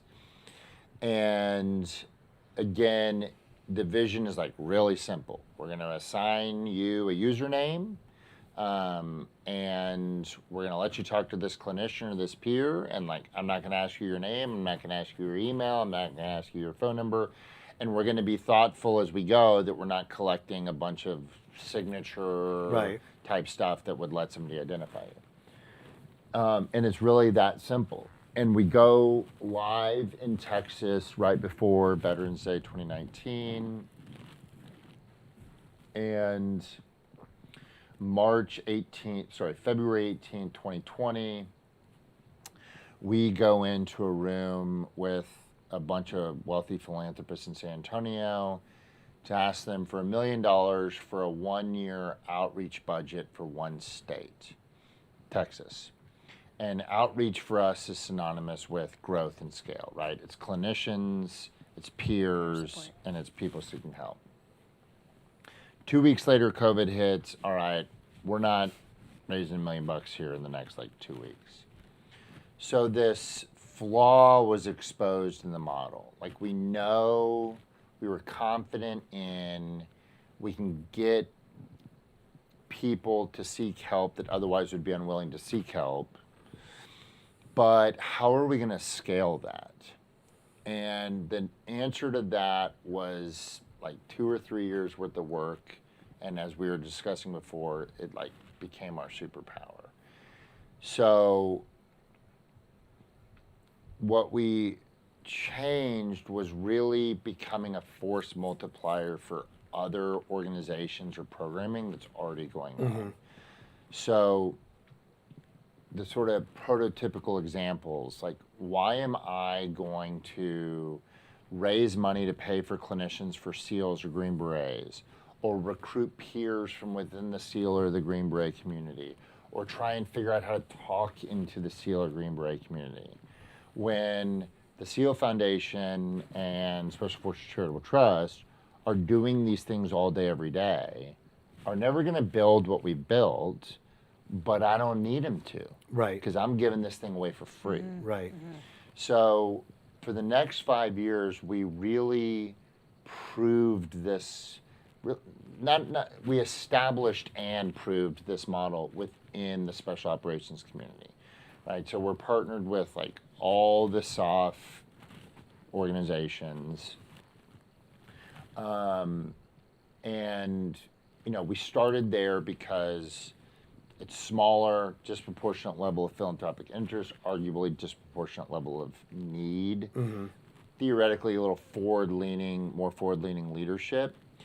And so we really figured it all out within the special operations community. And just to give sort of both a sense of the scale and our success. The problem, now I know the research really well, right? At the time I was tackling this problem intuitively. There's 15 studies that talk about this problem. How many veterans and service members are struggling and are actively choosing not to seek help. And the stats range from 47% to 73%. The misconception in this space is there's all these resources, everybody's engaging with them, and it's just not working. That's not true. There are all these resources. There's all these resources, but half or more of those that need it won't walk in the door. Right. We know that intuitively, but that's really well established in research. And the problem is that the way that we tackle that problem institutionally now is, I'm sorry, but it's just bullshit, Marine Corps Commandant on AFN being if you're struggling, go seek help. And I want to be clear, that's good and they should do that. So we can try and change some of the culture. Right. But for all the reasons we discussed, it's not getting it done. Right. Yeah, because it's go seek help, and here's where you need to go and what you need to do. And a 25-year-old Marine Raider who's done 3 tours is I'm in my prime, I'm not going to risk losing. and let me, I'm sorry, I got to take one shot across the bow on something. Marines? No, this is not a Marine thing. God knows I don't want to insult the Marines. No, the thing I'm going to take the shot across the bow on with my third bourbon, now I know why you all do this. You warned me. The You were like, I'm going to Times start shit talking. The New York Times acknowledges that we bring people on and ply them with alcohol. No. No, the thing I'm going to take the shot across the bow on is these 2 stars, 3 stars that will like go on, Twitter and post their like mental health appointment. Right. Okay. You're now at the point where it is essentially politically beneficial for you to talk about that. Right. Yeah, after you retire. Right. Well, No, or even while you're on active duty. You're still active, Yeah. but you're like, You're not going to lose your job because you're like yeah. your posting. reputation is sealed. Right. Rewind 25 years and do that. When you were Right. a lieutenant. Yeah, exactly. Yeah. Like, and that's not me, genius, saying that. Everybody knows that. Right. It's Yeah, why they it doesn't. see it. It doesn't work. Like, it's just. Again, the culture's changing. I'm not saying like, oh, it's all bad, but like, come on.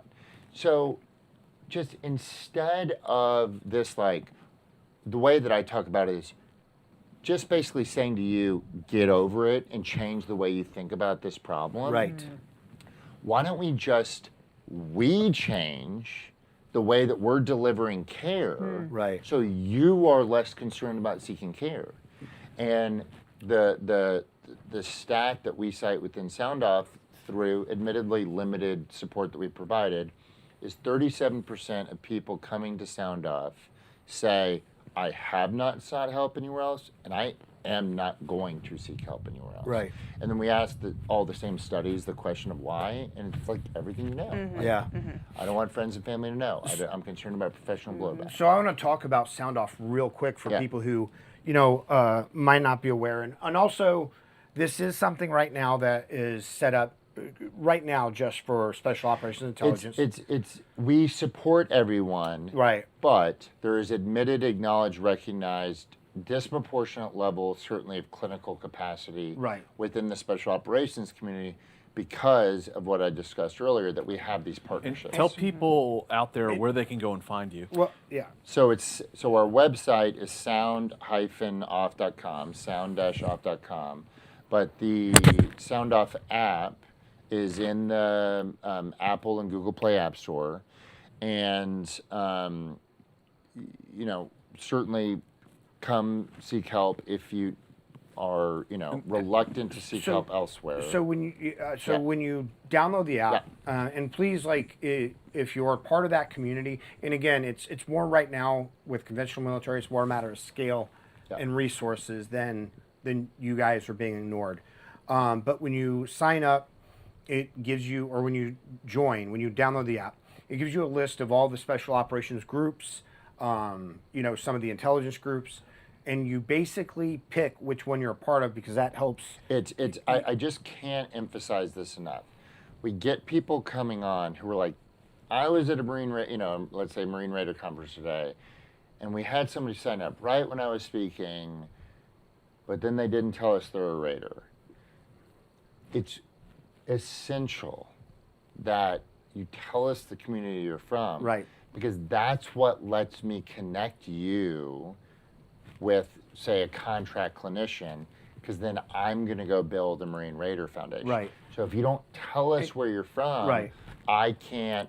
To be clear, we very much have structured this. Even if you tell us I'm from this unit, I still don't know who you are. Right. Yeah.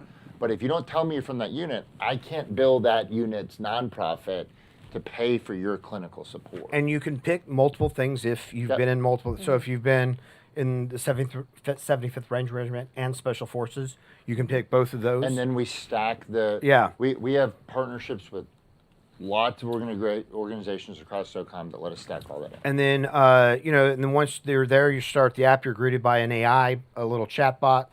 And then you have two things on here. There's peer supporter and clinicians. Can you tell us what the peer supporter is? Yeah, so anybody who is not struggling now and is a veteran or service member, please come on and register as a peer supporter. The peer support thing was, quite frankly, early on for me, like an afterthought. People were talking about it, and I was like, okay, I guess we'll do that too. And then I was at WARCOM briefing last year during the annual suicide prevention training, and there was a SEAL officer who was hearing about this, and he said, I have not been willing to speak to a clinician because they haven't earned the right to hear my suffering. And I had never heard it said that way, and I just said, this is it, right? Not Battle everybody's buddy. ready. Yeah. It's not wrong to say, I'm not ready to talk to a doctor. I want to talk to someone who's I just been want there. to talk Right. to Yeah. somebody that's been Absolutely. there and knows it and can understand it.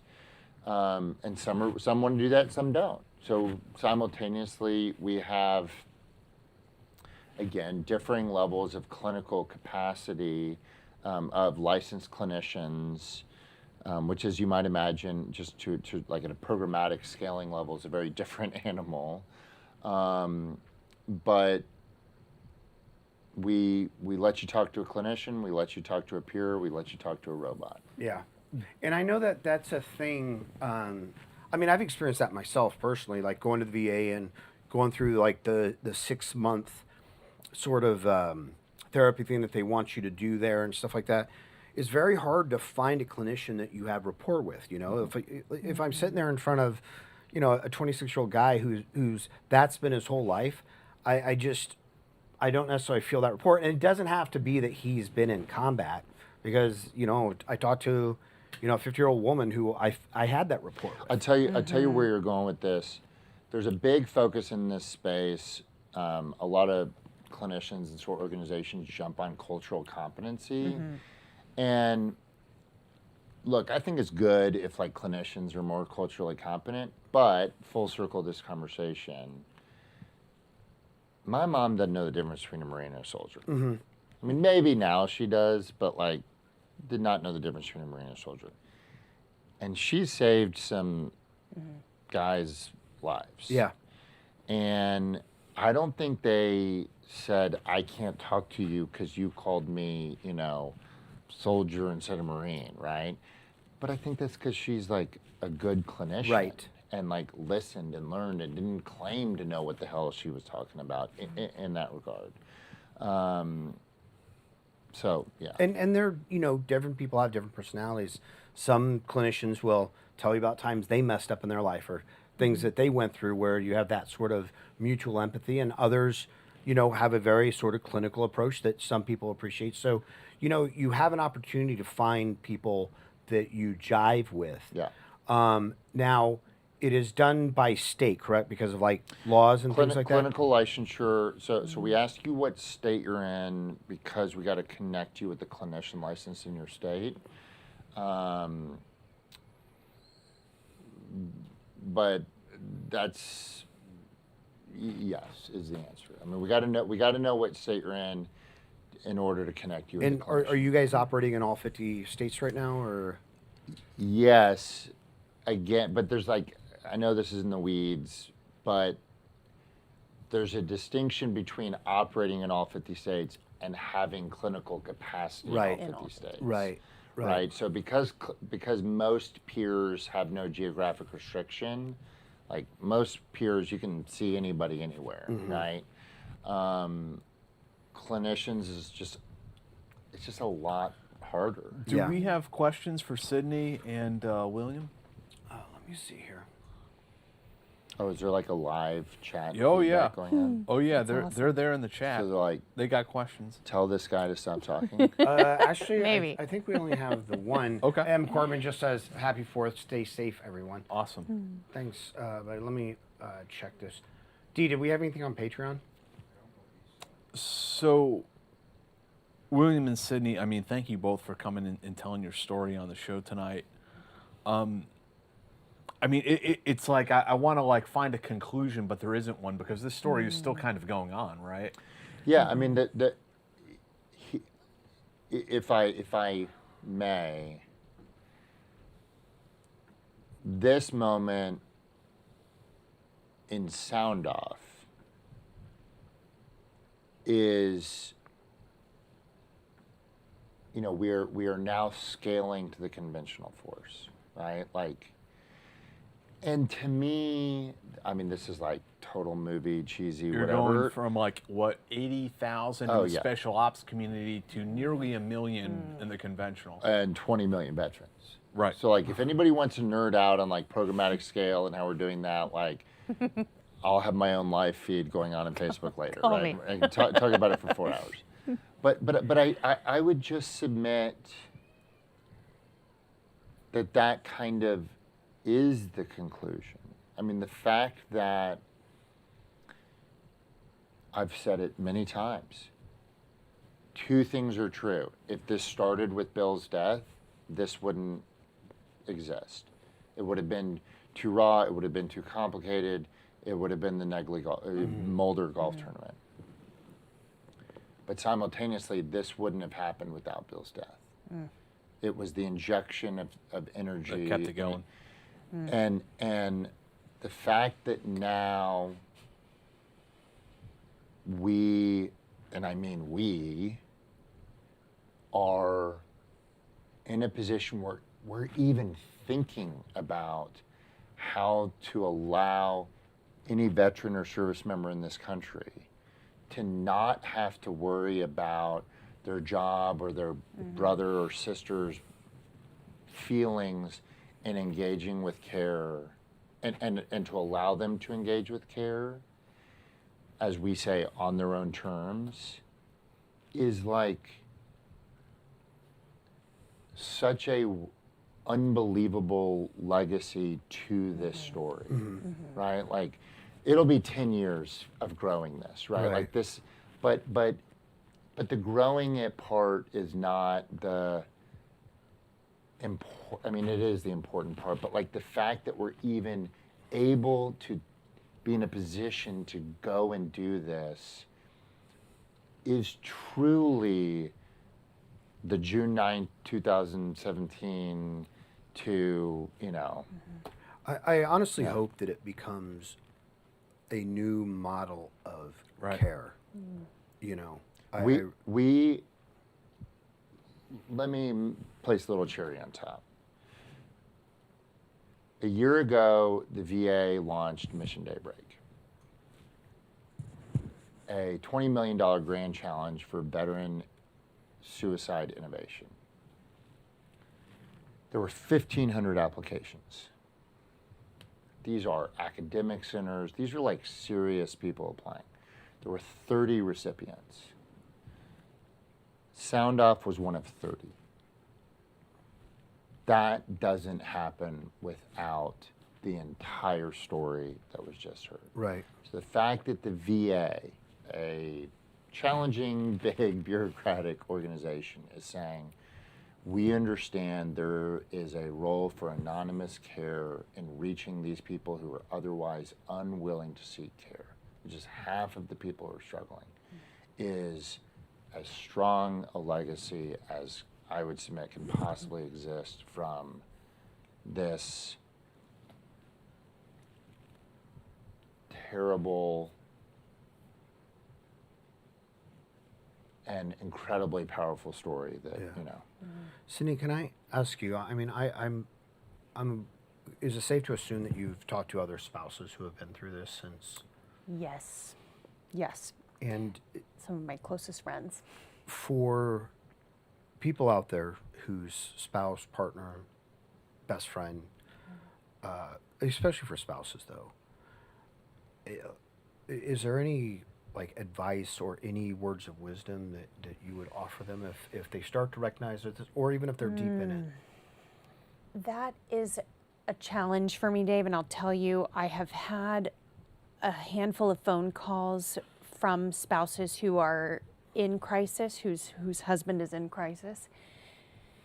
And it's really challenging because I say this to them, I didn't know what to do with Bill, and unfortunately I still don't know what to do now. Of course, I push Sound Off and I share resources that have helped me and resources that I deeply believe in, Sound Off being the primary one. But I think it's kind of what we've all been discussing tonight is finding a place to talk about it. And I have said this before in my speaking engagements.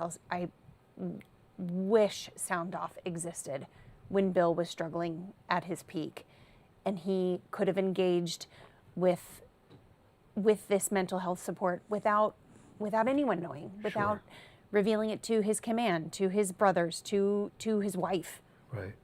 And I just there has to be a place for these men and women to go to, and for this to exist and for this to be anonymous, to have that complete anonymity is huge. And I guess I can just share that on such a deeply personal level because of the life experience I had with Bill.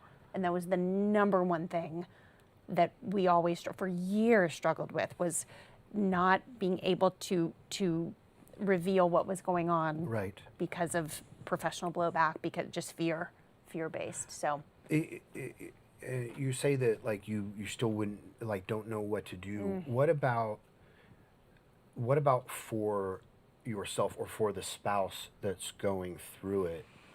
Are there ways they can take care of themselves in that? So I have found that what helps me the most is leaning into those people that I hate that I have, there are a lot of widows in Virginia Beach, unfortunately. I'm friends with a lot of the extortion widows. Two of my dearest friends are survivors of suicide as well. And I lean into them more, so much, and don't know where I would be without those group of ladies. So I hate to say that. I mean, just lean into those people, but I guess I would say the same thing to Bill, and I did say the same thing to Bill. Lean into those. There are people here for you. Yeah. Lean into them, find them, lean into them. And so that has helped me the most, is my community and my dearest friends that unfortunately we share a lot of the same circumstances and same stories. So I will always put my number out. I will say, hey, call me. If you need to talk to me, call me. I don't know if I can give you the answers, but just somebody to share and listen. Well, thank you both for coming on and sharing with us. We Yeah. really appreciate it. No, this is This a was really so it's a awesome. really important program told through a very personal story that I know isn't easy to relive over and over again. Dave, D, or you want to tell people what's coming up next week? Because I sure don't know. We're most likely going to have a supercut of all the people that I've talked about Operation Red Wings on Friday. Okay. That's Very a start. exciting. And of course, an Eyes On episode early next week, too. Yeah. Oh, we talking about is it Friday the 5th? Yeah. Coming up. And on that note, please go check out the article that me and Sean Naylor wrote on the High Side today, starting the series about Willie Merkerson, who is a Special Forces and Ranger Hall of Famer, got the Distinguished Service Cross in Vietnam, and it may be upgraded to a Medal of Honor. It's, they're looking at it right now. Incredible life story. We're going to publish that story in 10 or more parts over the summer, starting today and going right through July. So please check that out. You can find it on the High Side today. And check out if you feel like it's a resource that you or a friend can use. Please check out Sound Off. The website is Sound Off or Sound-Off, and the app is Sound Off. And register as a peer supporter, register as a peer supporter, register as a peer supporter. And KGM, thank you very much. KGM said thanks to everyone for this critical conversation. Thank you, guys. Thank you. Thanks, everyone, and we will see you next Friday. Yep.